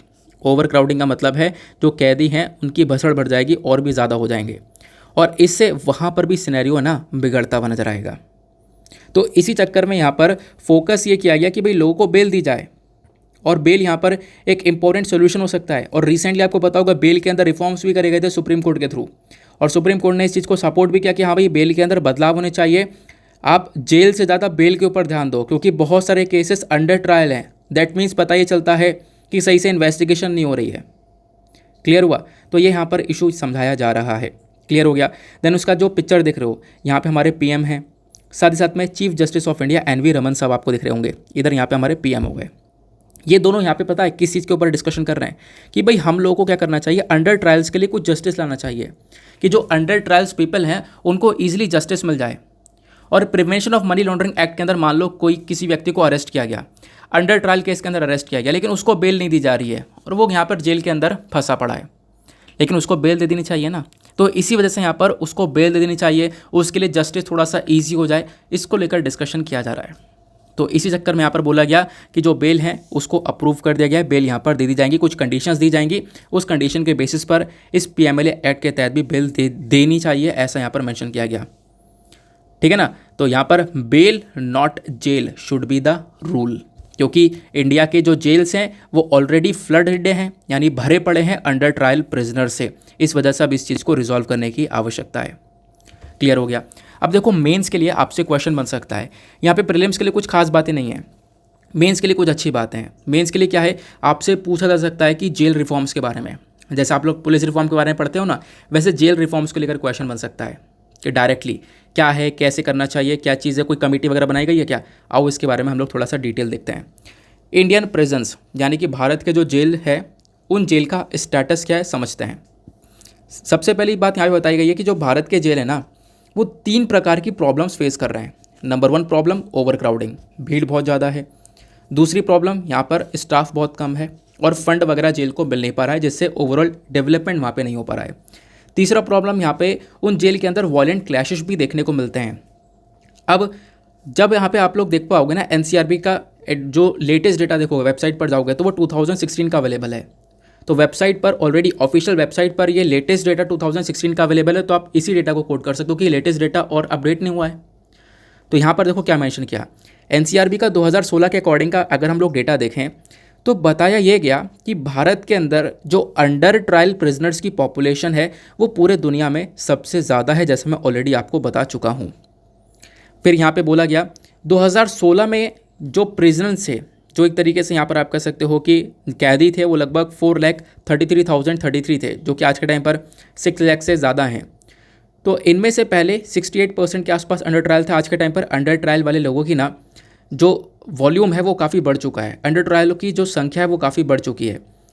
मतलब यहाँ पर आप कह सकते हो कि इससे पता ये भी चलता है कि भाई इतनी जब पॉपुलेशन है तो उनको अननेसेसरीली अरेस्ट किया गया है, क्योंकि अंडर ट्रायल का मतलब ही यह है कि वो अभी तक मुजरिम साबित नहीं हुआ है, उसके बाद ट्रायल चल रहा है। तो बेसिकली काफ़ी सारे अननेसेसरी अरेस्ट भी आपको देखने को मिल जाएंगे, तो एक बहुत बड़ा इशू बन जाता है हमारे जेल के लिए, ऐसा यहाँ पर बोला गया। ठीक है ना। तो ये एक सबसे बड़ा इशू है। अगर आप लोगों से पूछा जाए क्या है जेल के अंदर इशू सबसे पहला, तो सबसे पहला इशू ये बता देना। दूसरा इशू यहाँ पर क्या मेंशन किया गया कि बहुत सारे लोगों को section 436A of the CrPC के बारे में पता ही नहीं है। जो कोड ऑफ क्रिमिनल प्रोसीजर है, इसका जो सेक्शन 436A है ना, ये क्या बात करता है, ये बेसिकली यहाँ पर रिलीज़ करने के बारे में बात करता है। तो यहाँ पे बोला गया कि एक बहुत बड़ा गैप देखने को मिलेगा कि बहुत सारे जो पर्सन्स हैं वो एलिजिबल हैं, मतलब उनको छोड़ा जा सकता है जेल से, और यहाँ पे उनको छोड़ा जा सकता है, वो सारी बातें सेक्शन 436 के अंदर मेंशन है। बट क्या है ना कि छोड़ा बहुत ही कम लोगों को गया है, तो मतलब इस पर्टिकुलर सेक्शन के बारे में जो जागरूकता है वो बहुत ही कम लोगों के पास में है। 2016 में पता ये चलता है कि बहुत कम लोग जो अंडर ट्रायल हैं उनको रिलीज़ किया गया। अगर मान लो अंडर ट्रायल लोग 1557 है जो कि एलिजिबल थे, यानी इन सबको छोड़ देना चाहिए था इस सेक्शन 436 के अकॉर्डिंग, लेकिन हुआ क्या, इनमें से सिर्फ और सिर्फ 929 को रिलीज़ किया गया। तो क्योंकि यहाँ पे इसके बारे में अनअवेयरनेस है, ज़्यादा जागरूकता नहीं है, तो ये यहाँ पर बोला गया कि एक दूसरा इंपॉर्टेंट इशू ये देखने को मिलता है, इसकी वजह से लोगों को सही से छोड़ा नहीं जा रहा। तीसरा एक बहुत बड़ा जेल का इशू यहाँ पर यह है, अननेचुरल डेथ भी हो रही हैं। तो अननेचुरल डेथ यहाँ पे आप देख पाओगे डबल हो चुकी हैं। 2015 में ये डेथ 115 थी और 2016 में ये 231 के आसपास हो चुकी है। तो अननेचुरल तरीके से डेथ बढ़ रही हैं, और ख़ासकर जो सुइसाइड्स हैं ये काफ़ी बढ़ चुके हैं जेल के अंदर। सुइसाइड्स को देखोगे तो 2015 के अंदर 77 थे और 2016 में 102 हो चुके हैं, और अभी के टाइम पे हो सकता है इंक्रीज़ हो चुके हों। तो ये भी एक सबसे बड़ा इशू है जेल के अंदर। तीसरा सबसे बड़ा नेक्स्ट जो सबसे बड़ा इशू है, शायद चौथा है, ये बात करता है कि lack of mental health professionals. काफ़ी सारे लोगों की जो मेंटल हेल्थ है ना वो बहुत बुरी तरह से अफेक्ट होती है जेल के अंदर, और उस मेंटल हेल्थ को ठीक करने के लिए उन जो वहाँ पे प्रोफेशनल्स हैं वो बहुत ज़्यादा कम हैं। तो आप लोग देख पाओगे कि लगभग मान लो यहाँ पर 21,650 अगर कैदी हैं, तो इसके ऊपर इतने सारे लोगों के ऊपर सिर्फ और सिर्फ एक मेंटल हेल्थ प्रोफेशनल है, तो वो किस किस को देख सकता है। तो ये भी एक बहुत बड़ी प्रॉब्लम निकल कर आती है, क्योंकि मेंटल इलनेस वाली जो सिचुएशन है काफ़ी बड़ी थी नज़र आई, काफ़ी सारे लोग मेंटली इल नज़र आए हैं। फिर उसके बाद में और क्या बताया गया, और यहाँ पर बताया गया एक चीज़ को लेकर कि वैकेंसीज़ बहुत खाली पड़ी हैं अभी भी। इनफैक्ट यहाँ पे बताया जाता है कि हमारे पास में प्रिजन एक्ट 1894 है और प्रिजनर एक्ट 1900 है। इन दोनों एक्ट के अकॉर्डिंग बात करें तो यहाँ पे जो हमारे जेल हैं उस पर एक वेलफेयर ऑफिसर होना चाहिए और एक लॉ ऑफिसर भी होना चाहिए हर एक जेल के अंदर। बट यहाँ पे जो रिक्रूटमेंट है इन ऑफिसर्स का रिक्रूटमेंट अभी भी पेंडिंग है। ये ऑफिसर्स अपनी जगह पर नहीं देखने को मिलेंगे, वैकेंसीज पेंडिंग चल रही हैं। तो ये पूरा का पूरा जेल के अंदर एक रिफॉर्म लाने के लिए, एक चेंज लाने के लिए एक रिकमेंडेशन भी आया था। जैसे कि सुप्रीम कोर्ट ने एक कमेटी को अपॉइंट किया था, उस कमेटी का नाम है जस्टिस अमितवा रॉय रिटायर्ड कमेटी, ठीक है ना। तो इंपॉर्टेंट है, ये कमेटी का नाम पूछ लिया जाता है कि ये कमेटी किस पर्टिकुलर इशू से लिंक है। तो इस कमेटी ने यहाँ पे काफ़ी से रिकमेंडेशन दिए कि हाँ भैया ये कुछ चेंजेस होने चाहिए जेल के अंदर। सबसे पहले रिकमेंडेशन दिया कि भैया देखो ओवर क्राउडिंग बहुत ज़्यादा है, तो जो ओवर क्राउडिंग हो रही है, जो भीड़ हो रही है, उसके लिए क्या सोल्यूशन है, आप स्पीडी ट्रायल के ऊपर फोकस करो, जो केसेस हैं उनको जल्दी निपटाओ, plus lawyer to prisoner ratio को बढ़ाया जाए, क्योंकि करेंट टाइम पर आप कह सकते हो 30 कैदियों के ऊपर एक लॉयर है, तो केस जल्दी सॉल्व भी नहीं हो पाएगा। तो इस जो 30 कैदी हैं इसके ऊपर कम से कम थोड़े ज़्यादा लॉयर हों, इनका रेशियो थोड़ा सा इंप्रूव कर दिया जाए, तो ये बताया गया। तीसरा यहाँ पर स्पेशल कोर्ट्स को लेकर आया जाए। स्पेशल कोर्ट मतलब जो फास्ट ट्रैक कोर्ट है, जो कि एक तरीके से जो छोटे छोटे केसेस हैं ना उसको जल्दी से देख लेता है, तो वो चीज़ लेकर आई जाए ताकि हम लोग यहाँ पर पेंडिंग केसेस को रिजॉल्व कर पाएँ। क्लियर हो गया। देन उसके बाद में ये तो पहले रिकमेंडेशन दिया गया कि भाई ओवर क्राउडिंग के लिए क्या क्या करना चाहिए। दूसरा यहाँ पर इस कमेटी का रिकमेंडेशन था कि जो कैदी हैं उनके लिए आपको क्या करना चाहिए, उनको एक लीगल एड प्रोवाइड करवाना चाहिए, उनको अलाउ करना चाहिए कि वो फ्री एक फ़ोन कॉल कर सके अपने फैमिली मेम्बर से, दिन में एक बार तो कॉल कर लें, फैमिली से कनेक्टेड रहेंगे। लीगल एड की बात की गई है तो मतलब यहाँ पर उनको कुछ अलग से स्किल्स देनी चाहिए, उनको एजुकेशन देनी चाहिए, वीडियो कॉन्फ्रेंसिंग का इस्तेमाल करो वहाँ पे, ये बताया गया। और जो वैकेंसीज़ खाली पड़ी हैं, जैसे मैंने अभी आपको बताया अलग अलग अथॉरिटीज़ पर वैकेंसीज़ खाली पड़ी हैं, इन ऑफिसर्स को होना चाहिए, उन वैकेंसीज़ को जल्द से जल्द पूरा करो। तो ये कुछ यहाँ पर चेंजेस कर सकते हैं, ये आप लोगों को लिख कर रखना है। बहुत इंपॉर्टेंट इशू था ये, जिसको बहुत डिटेल से मैंने डिस्कस किया है। नेक्स्ट इंपॉर्टेंट न्यूज़ पर आते हैं। देन उसके बाद आता है वर्ल्ड सेक्शन, देखेंगे दुनियादारी में क्या चल रहा है। यहाँ पर इकलौता छोटा सा आर्टिकल है जिसको आप लोग यहाँ पर देख सकते हो। ये क्या बात करता है कि चाइना का एक रॉकेट है जो कि यहाँ पे अर्थ पर गिरा और डेब्रिस के फॉर्म में, यानी कि कचरे की फॉर्म में गिरा। तो चाइना का जो बूस्टर रॉकेट है वो अनकंट्रोल हो गया, इन्होंने अपना मिशन लॉन्च किया, उसके बाद जब वो नीचे गिर रहा था, मतलब जब कूड़ा बना तो वो नीचे गिरने लगा, एक अनकंट्रोल वे में गिरने लगा। ये चाइना का कौन सा रॉकेट था, एक स्ट्रॉन्गेस्ट रॉकेट था जिसका नाम है लॉन्ग मार्च 5B। तो ये रॉकेट यहाँ पर गिरा है फिलीपींस के पास किसी टापू पर गिरा है, ऐसा यहाँ पर बताया जा रहा है, जैसा यहाँ पर मेंशन किया गया। क्लियर हुआ। तो बेसिकली यहाँ पर देखो ये जो इंसिडेंसेस है ना रॉकेट गिरने के, ये चाइना की साइड से बहुत ज़्यादा देखने को मिल रहे हैं। चाइना के बहुत से रॉकेट ऊपर जाते तो हैं और फिर नीचे गिर जाते हैं। चलो देखो एक अच्छी बात ये निकली कि ये किसी ग्रुप के ऊपर, यानी कि कोई किसी व्यक्ति के ऊपर नहीं गिरा। अगर गिरता तो यहाँ पर वहाँ पर उस पर्टिकुलर एरिया में मृत्यु बहुत सारी हो जाती। लेकिन ऐसा नहीं है कि आज नहीं हुआ है तो कल नहीं हो सकता, कल हो सकता है ये सारी चीज़ें। प्रॉब्लम यहाँ पर यह है कि चाइना को लेकर ये जो इशू है वो कोई उठा नहीं रहा है। अब ये बात जो बताइए नासा ने बताई कि हाँ नासा का एक रॉकेट गिरा, नासा के अलावा कोई और दूसरा देश यहाँ पर ये इशू को नहीं उठा रहा है। उस दूसरे देश को भी यहाँ पर और भी सारे देशों को साथ मिलकर आना चाहिए, चाहे वो इसरो हो, जापान हो या दूसरा देश हो, और यहाँ पे चाइना को बोलना चाहिए कि देखो यार इस चीज़ का ध्यान रखो, आप अपने रॉकेट लॉन्च कर रहे हो और बहुत ज़्यादा मात्रा में लॉन्च कर रहे हो, करो, लेकिन यहाँ पे ध्यान रखो वो कंट्रोल वे में हो। क्योंकि यहाँ पे अगर वो रॉकेट किसी इंसान के ऊपर गिरता है या किसी भी लोगों के ऊपर गिरता है तो अगेन वो उस पर्टिकुलर एरिया को डैमेज करेगा, इंसान की जान चली जाएगी। तो यहाँ पर आपको ये इशू देखने को मिलेगा। इसके लिए यहाँ पर आपको रिस्पॉन्सिबिलिटी लेनी पड़ेगी और सही से यहाँ पे अपने रॉकेट्स को लॉन्च करना होगा। तो ये चाइना का रॉकेट गिरा, उसके बारे में एक छोटी सी इंपॉर्टेंट न्यूज़ थी। चाइना का रॉकेट का जो मलबा है, डेब्रिस है, वो यहाँ पर गिरा है। अब जब डेब्रिस की बात की जा रही है तो आपने पता होगा एक तो डेब्रिस ये होता है, एक दूसरा होता है स्पेस डेब्रिस, यानी अंतरिक्ष कचरा होता है। अंतरिक्ष में हम लोग काफ़ी सारे मिशंस को लॉन्च करते हैं। तो रॉकेट गया, उसने मिशन को लॉन्च किया, उसके बाद में रोज रॉकेट है ना वो अंतरिक्ष का कचरा बन जाता है। आपने काफ़ी बार इन चीज़ों को देखा भी होगा, ठीक है ना। तो मैं आपसे एक क्वेश्चन पूछना चाहता हूँ। भारत का इसरो का एक प्रोजेक्ट है जो कि इस स्पेस डेब्रिस को टैकल करने में मददगार है, वो प्रोजेक्ट का नाम क्या है नीचे कमेंट सेक्शन में आप लोग बता सकते हो। पिछले कुछ टाइम पे हमने डिटेल से पढ़ा इसके बारे में। तो ये था यहाँ पे वर्ल्ड पेज का एक छोटा सा इशू, इसके अलावा कुछ नहीं पढ़ना है वर्ल्ड पेज पर। देन उसके बाद में जब आप लोग आते हो ना अगले पेज पर, तो वो इकोनॉमी का पेज आता है रेगुलर बेसिस पर। लेकिन जैसा कि आज मंडे है, मंडे में इकोनॉमी वाला पेज नहीं आता है। अब हम लोग चलते हैं डायरेक्टली अपने एडिटोरियल डिस्कशन पर। आज द हिंदू में कुछ 2-3 आर्टिकल हैं जो कि काफ़ी अच्छे हैं। जैसे ये वाला आर्टिकल है, इसको डिटेल से डिस्कस करेंगे। तो कुछ एडिटोरियल्स जो हैं वो काफ़ी अच्छे आए हैं, थोड़ा डिटेल से डिस्कशन करने वाले हैं। जैसे ये वाला पर्टिकुलर एडिटोरियल है, ये भी काफ़ी अच्छा है। लेकिन उससे पहले आपको पता होगा हम लोग डेली बेसिस पर एक मेंस का क्वेश्चन लेते हैं। तो आज 1 अगस्त है, आज का मेंस का क्वेश्चन क्या है देख लो भैया, और आज से स्टार्ट कर दो प्रिपरेशन को, पूरी तरह से प्लानिंग को तैयार कर लो। जो भी करना है इस महीने ना, उस चीज़ को रेडी करके रख लो। ये जो पूरा महीना है ये पूरा जोश भरा होना चाहिए। एक महीने की जो शुरुआत है वो बहुत अच्छी होनी चाहिए, प्लस यहाँ पे पूरा का पूरा प्लानिंग आपके पास में रेडी रहेगा तो आप बहुत अच्छे से उसको सॉल्व कर पाओगे। अगर देखो प्लानिंग नहीं है ना तो आप ऐसे रॉकेटों की कहाँ जा रहे हो कुछ नहीं पता रहेगा। तो यहाँ पे ध्यान रखना, प्लानिंग बहुत ज़्यादा ज़रूरी है कि हाँ मुझे आज ये पढ़ना है, कल ये पढ़ना है, इस महीने में ये पढ़ना है। तो पूरे महीने की प्लानिंग रेडी कर लेना और उसके हिसाब से यहाँ पर डेली बेसिस पर चलना। क्या प्लानिंग रहने वाली है नीचे कमेंट सेक्शन में भी ज़रूर से टाइप करो, अपनी जिम्मेदारी लिखो जिससे कि आप लोगों को याद रहेगा। चलो 1 अगस्त का जो आज का मेन क्वेश्चन है वो क्या बोलता है, evaluate the various measures initiated towards tiger conservation and protection in India which have resulted in study increase in the population of tiger. मतलब क्या है, रिसेंटली हमने देखा कि जो टाइगर की जनसंख्या है वो काफ़ी तक बढ़ती हुई नजर आई है। मैंने आर्टिकल भी कवर किया था।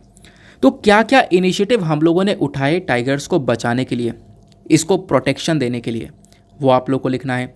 इसी में दूसरा क्वेश्चन और ऐड किया गया, what are the key learnings from these measures towards conservation efforts of other species. मतलब जैसे हम लोगों ने टाइगर की संख्या को बढ़ाया है वैसे क्या हम दूसरे स्पीशी को इंक्रीज़ कर सकते हैं, क्या एफर्ट्स हो सकते हैं दूसरे स्पीशी को भी इंक्रीज़ करने के लिए। तो एक बहुत ही ज़्यादा शानदार सा क्वेश्चन है, जीएस पेपर 3 एनवायरमेंट में हेल्प करेगा। 250 शब्दों में आपको ये आंसर लिखना है और लिखने के बाद में कहाँ पे सबमिट करना है, टेलीग्राम पर जाना, अगेन सर्च बॉक्स में टाइप करना Deepak Yadav education mains answer writing. जैसे आप लोग टाइप करोगे आपको मेंस आंसर राइटिंग वाला ग्रुप मिलेगा, उसमें ज्वाइन हो जाना, अपने आंसर्स को सबमिट कर सकते हो। डेली बेसिस पर काफ़ी सारे लोग लिख रहे हैं, 20 से लेकर 23,000 के आसपास लोग जुड़ चुके हैं, वो सब अपने आंसर्स को सबमिट कर रहे हैं, आप भी करना। और सबसे इम्पॉर्टेंट बात क्या है ना कि उन आंसर्स को सबमिट करने के साथ साथ एक दूसरे के आंसर्स को रिव्यू भी करना, जिससे आपकी थिंकिंग कैपेबिलिटी और ज़्यादा इंप्रूव होती हुई नज़र आएगी। नाउ स्टार्ट करते हैं हम लोग अपने फर्स्ट इम्पॉर्टेंट आर्टिकल से। ये जो आर्टिकल है ये लिखा गया है इंद्रजीत रॉय साहब के थ्रू। अब ये कौन है तो इनके बारे में आप लोग पढ़ सकते हो नीचे। तो इंद्रजीत रॉय साहब यहाँ पर एक सीनियर लेक्चरर हैं ग्लोबल डेवलपमेंट पॉलिटिक्स के department of politics university of York. तो मतलब इंपॉर्टेंट नहीं है लेकिन काफ़ी सारे लोग बोलते हैं सर बता दिया करो ऑथर कौन है, तो मैंने यहाँ पर बता दिया। आगे आते हैं, अब यहाँ पर ये किस चीज़ के बारे में बात करते हैं, देखो ना ये बात करते हैं INSTC कॉरिडोर के बारे में, ठीक है ना। INSTC कॉरिडोर का क्या इतना इंपॉर्टेंस देखने को मिल रहा है, इस कॉरिडोर की वजह से, इस प्रोजेक्ट की वजह से पूरा का पूरा यूरेशिया पास में आ चुका है। आओ समझते हैं एक मैप के थ्रू। यहाँ आप लोग को पूरा का पूरा यूरेशिया देखने को मिलेगा। यूरेशिया मतलब क्या है, थोड़ा सा यूरोप का रीजन, थोड़ा सा यहाँ पर एशिया, ये बेसिकली यूरेशिया होता है। यूरोप और एशिया को मिलाकर यहाँ पर यूरेशिया है। अब ये जो INSTC कॉरिडोर है ना, ये INSTC कॉरिडोर ये क्या कर रहा है, इस पर्टिकुलर रीजन को और ज़्यादा पास में लेकर आ रहा है और ज़्यादा स्ट्रॉन्गर कर रहा है। तो इस कॉरिडोर को और ज़्यादा इम्पोर्टेंस देने की आवश्यकता है। आगे आते हैं, अब देखो यहाँ पे समझते हैं कि ऑथर ने इस पर्टिकुलर आर्टिकल को लिखा क्यों। पिछले सप्ताह की बात है, railfreight.com एक वेबसाइट है, इन्होंने यहाँ पे एक रिपोर्ट दी है। इन्होंने यहाँ पर ये बोला कि 40 फीट का जो कंटेनर है, और वो जो कंटेनर है वो कहाँ से कहाँ तक गया, रशिया से निकला, रशिया के अस्ट्राखान पोर्ट से, और जाके ईरान में एंटर किया, ईरान के अंजली पोर्ट में, और ईरान के बाद जाकर अरेबियन सी से घूमता हुआ बंदर अब्बास पोर्ट गया, और बंदर अब्बास पोर्ट के बाद वो इवेंचुअली रीच करता है मुंबई के नावा शिवा पोर्ट पर। तो मतलब रशिया से वो सामान निकला और इंडिया तक पहुंचा। और पता है ये जो सामान पहुंचा है निकल कर, इसने यहाँ पे INSTC कॉरिडोर का इस्तेमाल किया। कौन सा corridor, INSTC corridor. INSTC corridor की फुल फॉर्म क्या है, international north south transport corridor. तो इस कॉरिडोर का इस्तेमाल पहली बार हुआ है।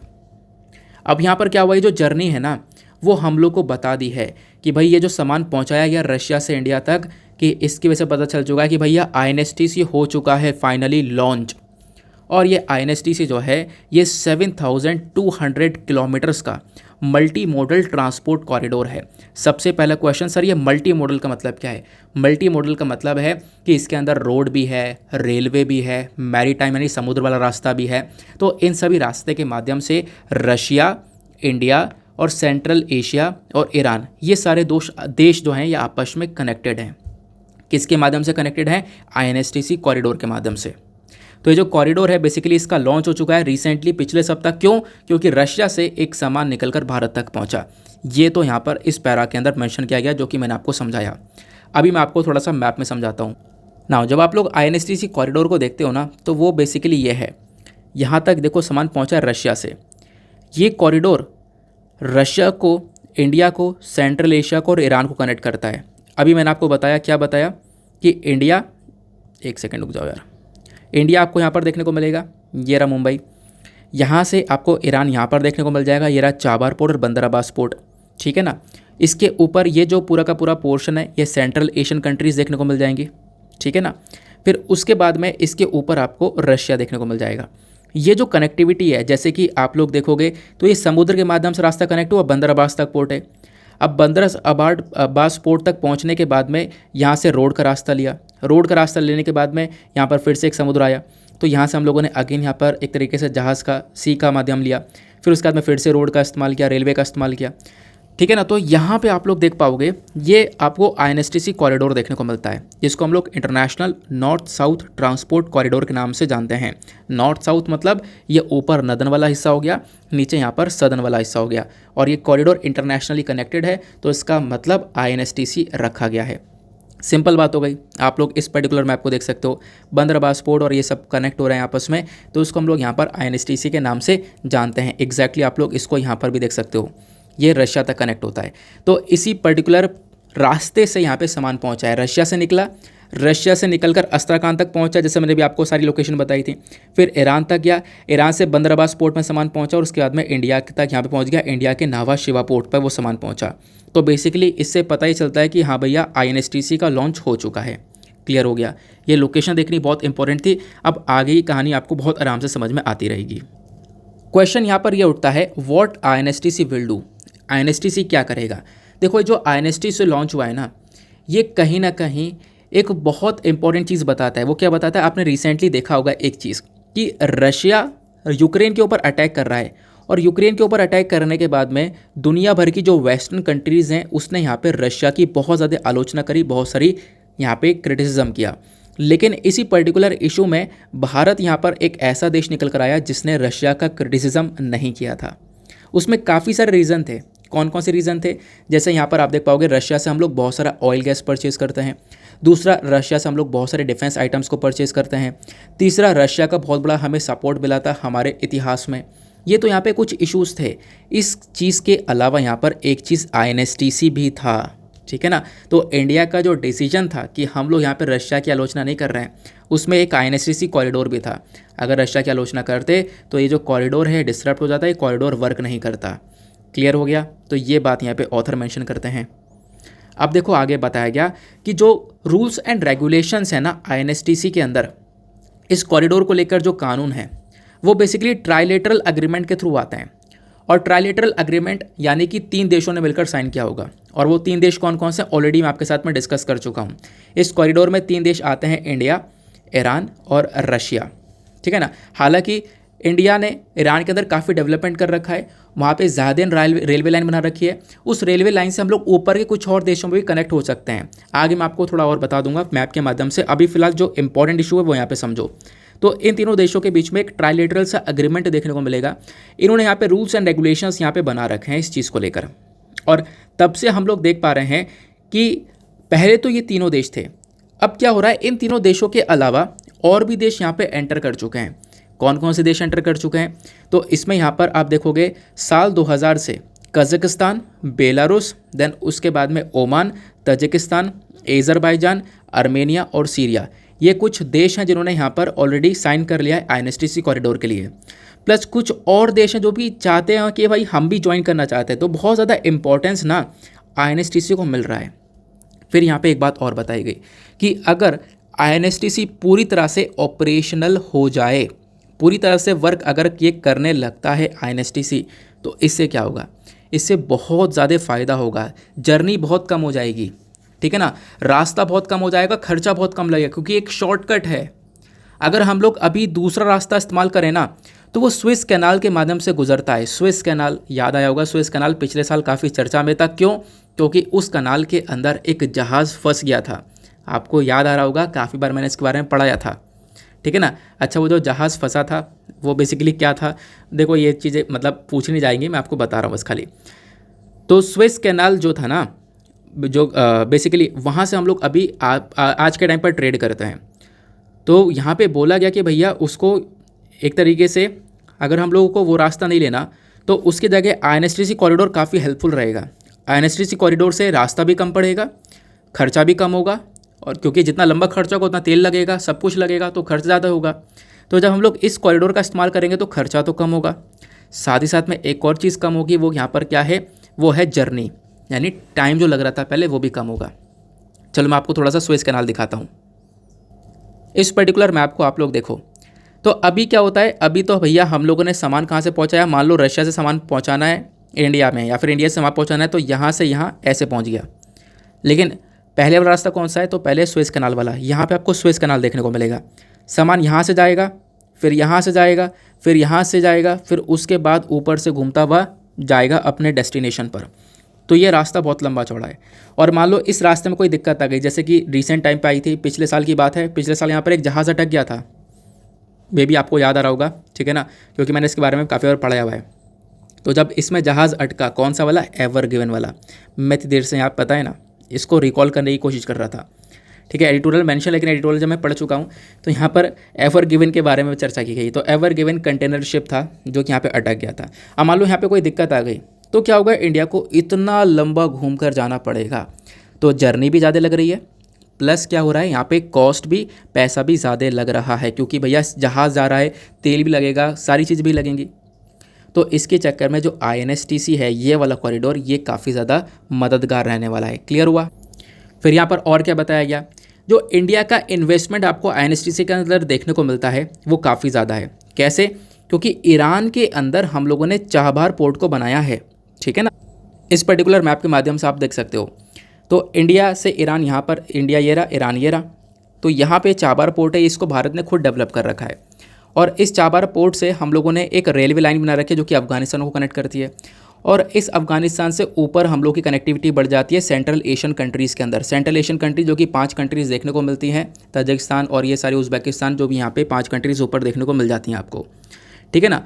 तो यहाँ पे हमने काफ़ी सारा पैसा खर्च किया है, तो इंडिया का रोल आपको इस पर्टिकुलर चीज़ पर ज़्यादा देखने को मिलता है, ऐसा यहाँ पर बताया गया। प्लस उसके बाद में इंडिया ने यहाँ पे इन्वेस्टमेंट किया है, उसके बाद यहाँ पे आप कह सकते हो बहुत सारी कंपनीज़ के अंदर इन्वेस्टमेंट किया है, बहुत सारी हमारी कंपनीज़ ने आज के टाइम पर इंडस्ट्रीज़ ओपन कर ली हैं ईरान के पास में। जैसे नाल्को है, नाल्को यहाँ पर एक एल्यूमिनियम स्मेल्टर को यहाँ पे इस्टेब्लिश कर रहा है।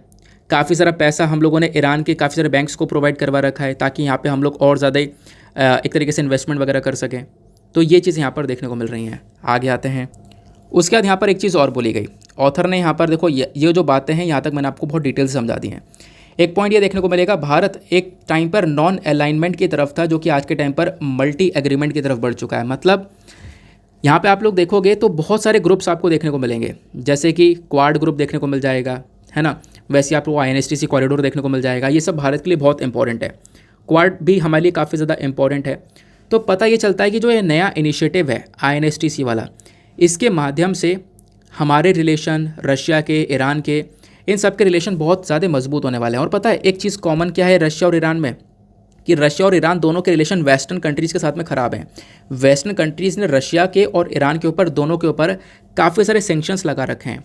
तो इंडिया को यहाँ पे काफ़ी हेल्प हो सकती है इन कंट्रीज़ के साथ में ये व्यापार कर कर।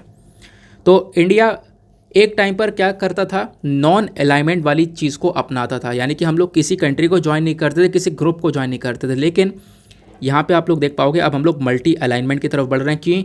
क्योंकि हमने क्वाड को भी ज्वाइन किया है, क्वाड के अलावा कुछ और वेरियस ग्रुप्स उनको ज्वाइन किया है, उसके साथ साथ INSTC का भी हिस्सा हम लोग बन चुके हैं। क्लियर हो गया।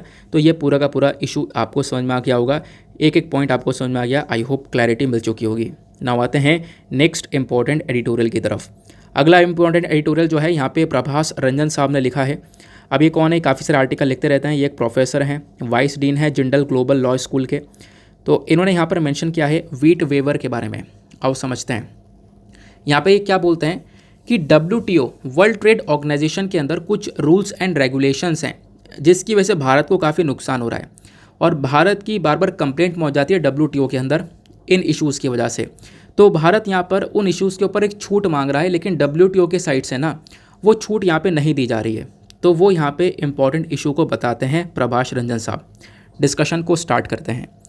ऑथर क्या बोलते हैं, ऑथर यहाँ पे बोलते हैं कि देखो रिसेंटली यहाँ पे WTO का समिट हुआ था, मैंने आपके साथ में डिस्कस किया था।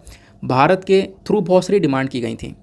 हमारी एक डिमांड है डब्ल्यूटीओ के अंदर, वो क्या है कि हम लोग यहाँ पे एक परमानेंट सोल्यूशन चाहते हैं डब्ल्यूटीओ के अंदर। वो परमानेंट सोल्यूशन क्या है सर? वो यह है कि देखो आज के टाइम पर एक इशू देखने को मिलता है। इशू यह है कि भारत के पास में जो पब्लिक स्टॉक होल्डिंग है, पब्लिक स्टॉक होल्डिंग जहाँ पे हम लोगों ने अपने अनाज को स्टोर करके रख रखा है, ठीक है ना, कि अगर यहाँ पे हमारे पास काफ़ी सारा अनाज रखा हुआ है, इंडिया के अंदर कोई फूड सिक्योरिटी इनसिक्योरिटी आती है तो उसको संभालने के लिए हम अपने गोदाम से अनाज निकाल कर यूज़ कर लेंगे। तो हमारे पास ऑलरेडी काफ़ी सारा अनाज रखा है जिसको हम लोग पब्लिक स्टॉक होल्डिंग के नाम से जानते हैं। तो आगे से मैं इसको PSH के नाम से बोलूँगा, ठीक है ना। अब जो ये पब्लिक स्टॉक होल्डिंग है ये कैसे बनती है, देखो आपको समझना होगा। इसके लिए सरकार हमारी क्या करती है, हमारी सरकार फार्मर से, किसान भाइयों से, हमारी सेंट्रल गवर्नमेंट क्या करती है, फार्मर से, किसान भाइयों से MSP पर, मिनिमम सपोर्ट प्राइस पर इन अनाज को खरीदती है। और मिनिमम सपोर्ट प्राइस पर इन अनाज को खरीदने के बाद में आप लोग को ध्यान रखना है, इन स्टॉक के अंदर रख दिया जाता है, स्टॉक में जमा कर लिया जाता है। आज के टाइम पर अगर कोई इशू आ जाए किसी चीज़ को लेकर तो हमारे पास में स्टॉक में बहुत सारा अनाज रखा हुआ है, ठीक है ना। तो इसके लिए क्या किया गया, हमारे किसान भाइयों को मिनिमम सपोर्ट प्राइस यहाँ पर दिया गया। एक तरीके से अच्छा अमाउंट मिल चुका है और सरकार के पास में यहाँ पर आराम से फूड वगैरह आ चुका है। क्लियर हो गया। तो ये तो यहाँ पर आपको इंडिया का सिनेरियो देखने को मिलेगा। लेकिन जब हम लोग बात करते हैं वर्ल्ड ट्रेड ऑर्गेनाइजेशन के लॉ की, WTO के कानून की जब हम लोग बात करते हैं ना, तो यहाँ पर ये चीज़ें बिल्कुल मना कर रखी हैं कि आप अपने फार्मर्स को ये मिनिमम सपोर्ट प्राइस नहीं दे सकते, क्योंकि आप अपने अगर फार्मर्स को मिनिमम सपोर्ट प्राइस दोगे तो फार्मर्स प्रोडक्शन को बढ़ा देंगे, जैसा होता भी है। आप प्रोडक्शन बढ़ेगा तो आप ज़्यादा गेहूँ खरीदोगे, सरकार हमारी ज़्यादा गेहूँ परचेस करेगी, ज़्यादा सामान परचेस करेगी। आप ज़्यादा सामान परचेस करेगी तो हमारे पास में सामान ज़्यादा होगा, हम लोग सस्ते दाम में इंटरनेशनल मार्केट में उतार देंगे। और सस्ते दाम में इंटरनेशनल मार्केट में उतार देंगे तो इससे क्या होगा, बाकी सारी कंट्रीज़ जो भी व्यापार करती हैं अनाज को लेकर उनको नुकसान होने लगेगा। तो WTO के कानून के खिलाफ यहाँ पे ये सारी चीज़ें चली जाती हैं। तो WTO के अंदर अलाउ नहीं किया गया कि भाई अपने आप फार्मर्स को सब्सिडी दो, अपने फार्मर्स को MSP दो। तो ये WTO के लॉ के अगेंस्ट में जाती हैं बातें। क्लियर हो गया। और इसी मुद्दे को बहुत सारी कंट्रीज़ उठाती हैं, WTO के अंदर कंप्लेंट करती हैं भारत की कि भाई भारत ऐसा कर रहा है, सब्सिडी दे रहा है, फार्मर को सपोर्ट कर रहा है, फिर सस्ते दाम में इंटरनेशनल मार्केट में अपने अनाज को उतार रहा है, दूसरी कंट्रीज़ वहाँ पे वही परचेज़ कर रही हैं, फिर हमें भी यहाँ पर प्राइस गिराने पड़ता है, बहुत सारे इश्यूज़ होते हैं। और WTO यहाँ पर बना इसलिए कि व्यापार को रेगुलेट करने के लिए बनाया गया है। तो ये यहाँ पर इशू देखने को मिलता है। तो WTO की एक मिनिस्ट्रल मीटिंग हुई थी, आपको पता होगा जून के अंदर, जैसे मैंने आपको बताया, मैंने आपके साथ डिस्कशन भी किया है। तो जून के मंथ में यहाँ पर एक मीटिंग हुई थी, कहाँ पे हुई थी, जेनेवा में। क्लियर हुआ। अब यहाँ पे काफ़ी सारी बातें बोली गई हैं, जैसे कि यहाँ पे हमने मेंशन किया कि देखो हमारे पास में ऑलरेडी काफ़ी अच्छा फूड स्टॉक रहता है। क्लियर हो गया। हमारा ऑब्जेक्टिव ये है कि हम लोग यहाँ पर इस फूड स्टॉक का अच्छा सा यूज़ कर पाएँ, हम लोग थोड़ा सा एक्सपोर्ट वगैरह कर पाएँ, मदद कर पाएँ। अब यहाँ पे क्वेश्चन ये उठता है कि हम लोग अपने पब्लिक स्टॉक होल्डिंग के अंदर जो फूड को जमा करे हैं वो बेसिकली यहाँ पर आप कह सकते हो कि जो फार्मर्स उनको MSP देकर, उनको सब्सिडी देकर यहाँ पर किया गया है। और इसी चक्कर में यहाँ पर WTO मना करता है। WTO कहता है कि नहीं, हम लोग यहाँ पर ये चीज़ें अलाउ नहीं करेंगे। अब यहाँ पर WTO बोलता है कि ये चीज़ें जो आप लोग यहाँ पर अपने फार्मर्स को इस प्रकार से MSP वगैरह दोगे तो ये कहीं ना कहीं हमारे ट्रेड के अंदर काफ़ी सारा डिस्टॉर्ट पैदा करता है, ट्रेड को लेकर यहाँ पर काफ़ी सारे इश्यूज़ पैदा करता है। तो WTO के अंदर ये जो प्राइस सपोर्ट प्रोक्योरमेंट पॉलिसी है ना, ये बेसिकली यहाँ पर ट्रेड डिस्टॉर्टिंग के अंदर आती है, यानी कि ट्रेड को ये ख़त्म करती है। तो करेंट टाइम पर वैसे इंडिया को थोड़ा सा यहाँ पे रिलीफ दिया गया था, क्योंकि फूड क्राइसिस चल रहा था, तो थोड़ा सा भारत को रिलीफ मिला, तो भारत ने यहाँ पर काफ़ी कुछ एक्सपोर्ट किया अपने पब्लिक स्टॉक होल्डिंग से। लेकिन आर्गूमेंट यही है कि WTO ने पूरी तरह से छूट नहीं दी है। अब बार बार कंप्लेंट जाएगी, तो इंडिया का कंसर्न यही है कि हम लोगों के पास में एक तरीके से प्रॉपर पॉलिसी होनी चाहिए और हम लोगों का एक तरीके से जो ये वीट को लेकर वेवर है ना वो मिलना चाहिए, है ना। ये जो छूट है हम लोग को ये मिलनी चाहिए, ऐसा यहाँ पर इंडिया को डिमांड करनी है। और इंडिया ने ऐसी डिमांड करी भी थी, लेकिन उस डिमांड की सुनवाई WTO ने प्रॉपरली नहीं करी है, ठीक है ना। फिर यहाँ पे बताया गया WTO की जो मिनिस्ट्रल मीटिंग आपको देखने को मिली थी रिसेंटली, यहाँ पे भारत ने डिमांड करी कि भैया हमें एक परमानेंट सोल्यूशन चाहिए इस पब्लिक स्टॉक होल्डिंग के मामले को लेकर, कि हम लोग यहाँ पे ये आराम से अपना सामान वगैरह एक्सपोर्ट वगैरह कर पाएँ और MSP हम देंगे, ठीक है ना। ये खुद यहाँ पे डिमांड हमारी फाइनेंस मिनिस्टर ने, निर्मला सीतारमण जी ने G20 मीटिंग में करी थी इंडोनेशिया के अंदर, जो रिसेंटली मीटिंग हुई थी, कि भाई रशिया यूक्रेन का वॉर चल रहा है, बहुत सारी कंट्रीज़ ऑलरेडी खाने से सफ़र कर रही हैं, उनके पास में खाना नहीं पहुंच पा रहा है, हम लोग मदद कर सकते हैं, हम लोग खाना प्रोवाइड करवा सकते हैं, हमें थोड़ी सी हेल्प करने दो। तो बेसिकली यहाँ पर थोड़ी सी मदद करने के लिए दिया, लेकिन WTO ने बोला अगेन ये एक अनफेयर प्रैक्टिस है, ये ट्रेड को बेकार करता है, इंटरनेशनल लेवल पर ट्रेड को ये डिसरप्ट करता है, दूसरे कंट्रीज़ को नुकसान होगा इससे। तो यहाँ पे हम लोग डिमांड यही कर रहे हैं WTO से कि भाई हमें छूट ही दे दो ना इसमें, कि हम लोग यहाँ पे MSP तो देखो देने वाले हैं, ऑब्वियस ही बात है। तो एग्जैक्टली यहाँ पर WTO की साइड से कोई भी सोल्यूशन अभी तक नहीं निकाला गया है। WTO ने टेम्पररी बेसिस पर थोड़ी सी छूट दी थी, जैसे मैंने आपको बताया, ये बार बार चीज़ें रिपीट हो रही हैं इसके अंदर, लेकिन फिर उसके बाद नहीं मिली। एग्जाम्पल के तौर पर आप देखोगे कोविड-19 पैंडेमिक में भी हम लोगों ने पेटेंट के ऊपर छूट मांगी थी, इंटेलेक्चुअल प्रॉपर्टी के बारे में आपको पता होगा कि कोविड-19 वैक्सीन के ऊपर जो पेटेंट ले रखा है अमेरिका ने, उसके ऊपर छूट दी जाए ताकि दूसरे कंट्रीज बना पाएँ और जाकर फिर उस कोविड-19 की जो वैक्सीन है वो गरीब देशों को मिल पाए। नहीं तो फिर वो अमेरिका बेचेगा, बहुत महंगी बेच रहा है, एक मोनोपोली बन रही है। तो इसको लेकर छूट दी तो गई थी WTO की साइड से, लेकिन यहाँ पे बहुत छोटी सी छूट दी गई थी, बहुत थोड़ी सी, और वो ना के बराबर ही आप लोग कह सकते हो। तो यही एक इशू WTO के साथ में देखने को मिल रहा है, और इसका फ़ायदा डेवलप्ड कंट्रीज़ उठा रही हैं, क्योंकि कोई अगर डेवलपिंग कंट्री स्टेप उठाता है ना, तो डेवलपिंग कंट्री यहाँ पे तुरंत, जो डेवलप्ड कंट्री है वो तुरंत क्रिटिसाइज़ करने लगती हैं। डेवलप्ड कंट्रीज़ का आप लोग एक पूरा टारगेट देखोगे कि उन्होंने भारत के इस पूरे चीज़ को अपोज किया है बहुत ज़्यादा। जैसे ब्राज़ील हो गया और भी बहुत सारे देश हो गए, कंप्लेंट ले लेकर पहुंच चुके हैं WTO के अंदर कि भारत तो ऐसे सपोर्ट कर रहा है अपने फार्मर्स को, ठीक है ना। तो वो बातें यहाँ पर बताई गई हैं, जैसा मैंने आप लोगों को मेंशन किया कि डेवलप्ड कंट्रीज़ बहुत ज़्यादा यहाँ पर आज के टाइम पर एक तरीके से इस चीज़ से परेशान ऐसे देखने को मिलती है कि नज़र आती हैं। तो बेसिकली यहाँ पर ऑथर मेंशन करते हैं कि भाई एक नेगोशिएशन, एक बातचीत होना बहुत ज़्यादा ज़रूरी है। इंडिया के ऊपर जो ये बैन लगा है ना इस ट्रेड को लेकर, वो हम लोग हटा सकते हैं। एक नेगोशिएशन, एक बातचीत ज़रूरी है WTO के साथ में, तभी हम लोग यहाँ पर आगे चीज़ों को इम्प्रूव कर पाएंगे। क्लियर हुआ? तो ये इशू आपको समझ में आ गया होगा कि WTO का क्या इशू देखने को मिल रहा है, क्या है रीज़न, वो सब हमने यहाँ पर समझ लिया है। चलो आगे आते हैं। पता रिसेंटली छोटी छोटी जो छूट मांगी गई थी, वो थोड़ी सी यहाँ पर मतलब आप कह सकते हो थोड़ी थोड़ी टाइम की जब छूट मांगी गई ना WTO की साइड से, वो ऑथर ये भी बोलते हैं कि हमने थोड़े थोड़ी देर के लिए छूट मांगी है, वो कहीं ना कहीं गलत है। आप एक परमानेंट सोल्यूशन की तरफ बढ़ रहे हो तो परमानेंट सोल्यूशन की तरफ बढ़ो, थोड़ा थोड़ा यहाँ पे माफ़ करता रहेगा WTO, और फिर उसके बाद यहाँ पे अपने वापस से रूल्स एंड रेगुलेशंस को इंप्लीमेंट करता रहेगा। तो यहाँ पर परमानेंट सोल्यूशन की तरफ मांग करो, ऐसा यहाँ पर ऑथर मेंशन करते हैं। नेक्स्ट इंपॉर्टेंट न्यूज़, अगला एडिटोरियल बात करता है कोर कॉन्स्ट्रेंट्स के बारे में। तो यहाँ पर क्या है इस एडिटोरियल के अंदर, मैं आपको डायरेक्टली कुछ इंपॉर्टेंट फैक्ट्स यहाँ पे बताने वाला हूँ।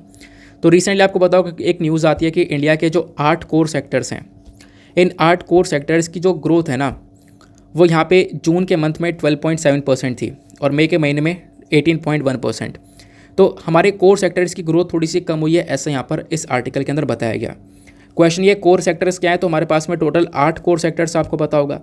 अब वो 8 कोर सेक्टर्स कौन कौन से हैं? Coal, crude oil, natural gas, refinery products, fertilizer, steel, cement और इलेक्ट्रिसिटी। ये कुछ आपको 8 मेजर कोर सेक्टर्स या इंडस्ट्रीज़ देखने को मिलती हैं जो कि भारत जिसके ऊपर रन कर रहा है। नाउ इन सेक्टर्स की अगर हम लोग बात करें तो इसमें से सबसे ज़्यादा हैवी कौन सा देखने को मिलेगा, मतलब सबसे ज़्यादा वेटेज किसका देखने को मिलेगा, तो वह है रिफाइनरी प्रोडक्ट्स। अगर आप लोग डिक्रीजिंग ऑर्डर में देखोगे तो सबसे ज़्यादा भारी रिफाइनरी प्रोडक्ट्स है, उसके बाद इलेक्ट्रिसिटी आता है, then steel, coal, crude oil, natural gas, cement और फर्टिलाइज़र। तो वेटेज आप लोग यहाँ पर देख पाओगे, ठीक है ना। तो सबसे बड़ा सेक्टर आपको रिफाइनरी प्रोडक्ट्स देखने को मिल जाता है। तो ये यहाँ पे बताया गया कि रिसेंट टाइम पे जो भारत का खासकर ये जो कोर सेक्टर है वो थोड़ा सा अफेक्ट हुआ है। ये सारा डेटा यहाँ पर लेकर आया गया IIP के through, that is index of industrial production के थ्रू।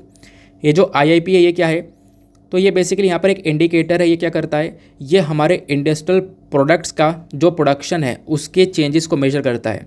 यानी कि कोई इंडस्ट्री कोई सामान का प्रोडक्शन कर रही है, अब प्रोडक्शन कर रही है, वो कितने वॉल्यूम में कर रही है, ज़्यादा कर रही है, कम कर रही है, तो उस प्रोडक्शन को मेजर करने का काम IIP करता है। और IIP को कौन लेकर आता है, तो IIP बेसिकली कंपाइल और पब्लिश किया जाता है मंथली बेसिस पर हमारे सेंट्रल स्टैटिस्टिकल ऑर्गेनाइजेशन के थ्रू। और ये जो CSO है ना, ये ministry of statistics and programme implementation के अंडर में आता है। तो यहाँ पर बोला गया कि जब आप लोग देखते हो ये जो सेक्टर्स हैं, हमारे जो 8 कोर सेक्टर हैं, इसमें से कुछ ब्रॉड सेक्टर्स देखने को मिलेंगे, माइनिंग है, मैन्युफैक्चरिंग है और इलेक्ट्रिसिटी है। और फिर यहाँ पर कुछ और सेक्टर्स देखने को मिल जाएंगे, बेसिक गुड्स, कैपिटल गुड्स और इंटरमीडिएट गुड्स के यहाँ पर सेक्टर्स देखने को मिल जाते हैं। तो IIP क्या समझ में आ गया होगा। IIP का इंपॉर्टेंस क्या है, तो IIP यहाँ पर यूज़ किया जाता है सरकार की एजेंसीज़ के थ्रू। अब इंडस्ट्री कितना प्रोडक्शन कर रही है वो सारा डेटा हमारे पास होगा, तो इससे हम लोग क्या कर सकेंगे, हमारी जो सरकार reserve bank of India, ministry of finance है, वो नई नई पॉलिसीज़ लेकर आ सकेगी। ठीक है ना। तो IIM जो है, IIP जो है बहुत इंपॉर्टेंट है आगे की कैलकुलेशन के लिए, हमारी इकोनॉमी की कैलकुलेशन के लिए। तो ऐसा यहाँ पर आप लोग देख पाओगे। क्लियर हुआ। तो एक छोटा सा डेटा था, IIP के बारे में जान लेते, वो मैंने आपको बता दिया है। प्लस यहाँ पर 8 कोर सेक्टर्स इंडियन इकोनॉमी के कैसे सफ़र कर रहे हैं वो भी यहाँ पर बता दिया गया है।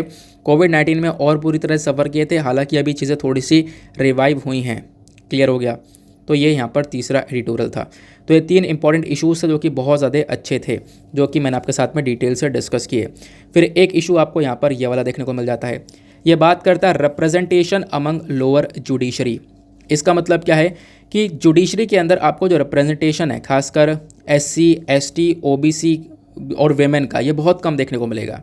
SC कैटेगरी के जो जजेस हैं वो बहुत कम है, SC कैटेगरी के जजेस बहुत कम है, और वेमेन के जो वेमेन जजेस हैं वो भी ऑलरेडी बहुत कम आपको देखने को मिल रही हैं कोर्ट्स के अंदर, वो यहाँ पर बताया गया। तो एक्जैक्टली यहाँ पे कोई एक्स्ट्रा फैक्चुअल डेटा नहीं है जो आप यूज़ कर सको, बस खाली छोटा सा डेटा था जिसका आप लोग यहाँ पे मतलब एज याद रख सकते हो। फिर उसके बाद में टेक्स्ट और कॉन्टेक्स्ट में आएंगे, तो टेक्स्ट एंड कॉन्टेक्स्ट में 2 आर्टिकल आपको देखने को मिलेंगे। दोनों में से एक ही आर्टिकल रेलिवेंट है, वो ये वाला है। ये बात करता है कि हम लोगों को ज़रूरत है कि हम लोग डिफ्रेंशिएशन कर सकें ब्लास्फेमी और हेट स्पीच के बीच में। अच्छा, हेट स्पीच क्या है? तो देखो GS पेपर 2 से आप इस आर्टिकल को रिलेट कर पाओगे। जब हम लोग बात करते हैं हेट स्पीच की ना, तो हेट स्पीच बेसिकली यहाँ पर क्या करता है, 2 पर्टिकुलर ग्रुप के बीच में नफरत को फैलाने का काम करता है। कि एक व्यक्ति है, उसने कुछ ऐसे शब्द बोल दिए जिससे कि यहाँ पर 2 रिलीजन के बीच में लड़ाइयाँ हो गई, वो यहाँ पर हेट स्पीच की कैटेगरी के अंदर आता है। और हमारी जो 267th report of the law commission वो यहाँ पे बोलती है कि हेट स्पीच जो है, यहाँ पे कोई मतलब एक ऐसा वर्ड, ऐसा शब्द जो कि यहाँ पर ग्रुप ऑफ पर्सनस को, 2 कम्युनिटीज़ को लड़ा दे। यहाँ पे मान लो कोई एक तरीके से race, ethnicity, gender, sexual orientation, religious belief को लेकर कुछ अभद्र शब्द बोल देना। अब हेट स्पीच के कारण काफ़ी सारे हैं, देखो लगातार यहाँ पर ग्रो होता हुआ नज़र आ रहा है। हेट स्पीच के इंसिडेंसेस लगातार बढ़ते हुए नज़र आ रहे हैं। उसके पीछे का रीज़न ये है, लोग जो है ना, उनकी आइडियोलॉजी कुछ इस प्रकार से है, रूढ़िवादी सोच है पुराने ज़माने की, कि भाई मैं एक अपर कैटेगरी का हूँ, मेरे से लोअर कैटेगरी के लोग हैं, तो वो रूढ़िवादी सोच आपको देखने को मिलती है, वो उसी के प्रति काफ़ी ज़िद्दी हैं। हेट स्पीच को लेकर हमारे कानून में काफ़ी सारे लॉज देखने को मिलेंगे, जैसे IPC का सेक्शन 153A और 153B। ये बात करता है कि अगर कोई भी व्यक्ति हेट फैलाता है, नफरत फैलाता है 2 पर्टिकुलर ग्रुप्स के बीच में, तो उसके खिलाफ यहाँ पे एक्शन लिया जाएगा। वैसे ही IPC का जो सेक्शन 295A है, वो भी यहाँ पर हेट स्पीच के बारे में बात करता है कि अगर कोई हेट स्पीच करता है तो अगेन यहाँ पर उसके खिलाफ एक्शन लिया जाएगा। क्लियर हुआ। देन उसके बाद में किसी रिलीजियस फीलिंग्स को हर्ट करता है। देन उसके बाद में सेक्शन 5051, 5052, ये सब आपको देखने को मिलेगा। ये सब हेट स्पीच को लेकर पनिशमेंट देने के बारे में चर्चा करते हैं। तो ये तो बात हो गई हेट स्पीच के बारे में, ऑलरेडी हम काफ़ी पढ़ चुके हैं। सारे सेक्शन जो मैंने आपको बताया उन सारे सेक्शन के बारे में मेंशन किया गया है। लेकिन बोला गया कि भाई यह हेट स्पीच और ब्लास्फेमी को अलग करना चाहिए, हमें ज़रूरत है कि इनके बीच में एक डिफ्रेंसिएशन करें। अब देखो हेट स्पीच तो आपको समझ में आ गया है, ब्लास्फेमी क्या होता है? ब्लास्फेमी बेसिकली यहाँ पर आप कह सकते हो कि किसी पर्टिकुलर रिलीजन के गॉड को यहाँ पर कुछ कह देना, ठीक है ना, या फिर आप कह सकते हो ऑफेंस ऑफ स्पीकिंग, कुछ उल्टा सीधा बोल देना गॉड के लेकर, ठीक है, या फिर कोई पवित्र चीज़ है उसको लेकर कुछ उल्टा सीधा बोल देना, तो बेसिकली ब्लास्फेमी कहलाता है। तो ब्लास्फेमी और हेट स्पीच के अंदर थोड़ा सा डिफ्रेंशिएशन करना होगा, नहीं तो फिर दोनों के केसेस जैसे कि हेट स्पीच में वही चीज़ें इंक्लूड हो रही हैं वो यहाँ पर बताया गया। बस खाली ध्यान ये रखना था कि ब्लास्फेमी और हेट स्पीच के बीच में आप लोग डिफरेंस जान सको। तो हेट स्पीच क्या है? कुछ भी ऐसा बोल देना जिससे कि 2 पर्टिकुलर ग्रुप के बीच में लड़ाइयाँ हो रही हैं।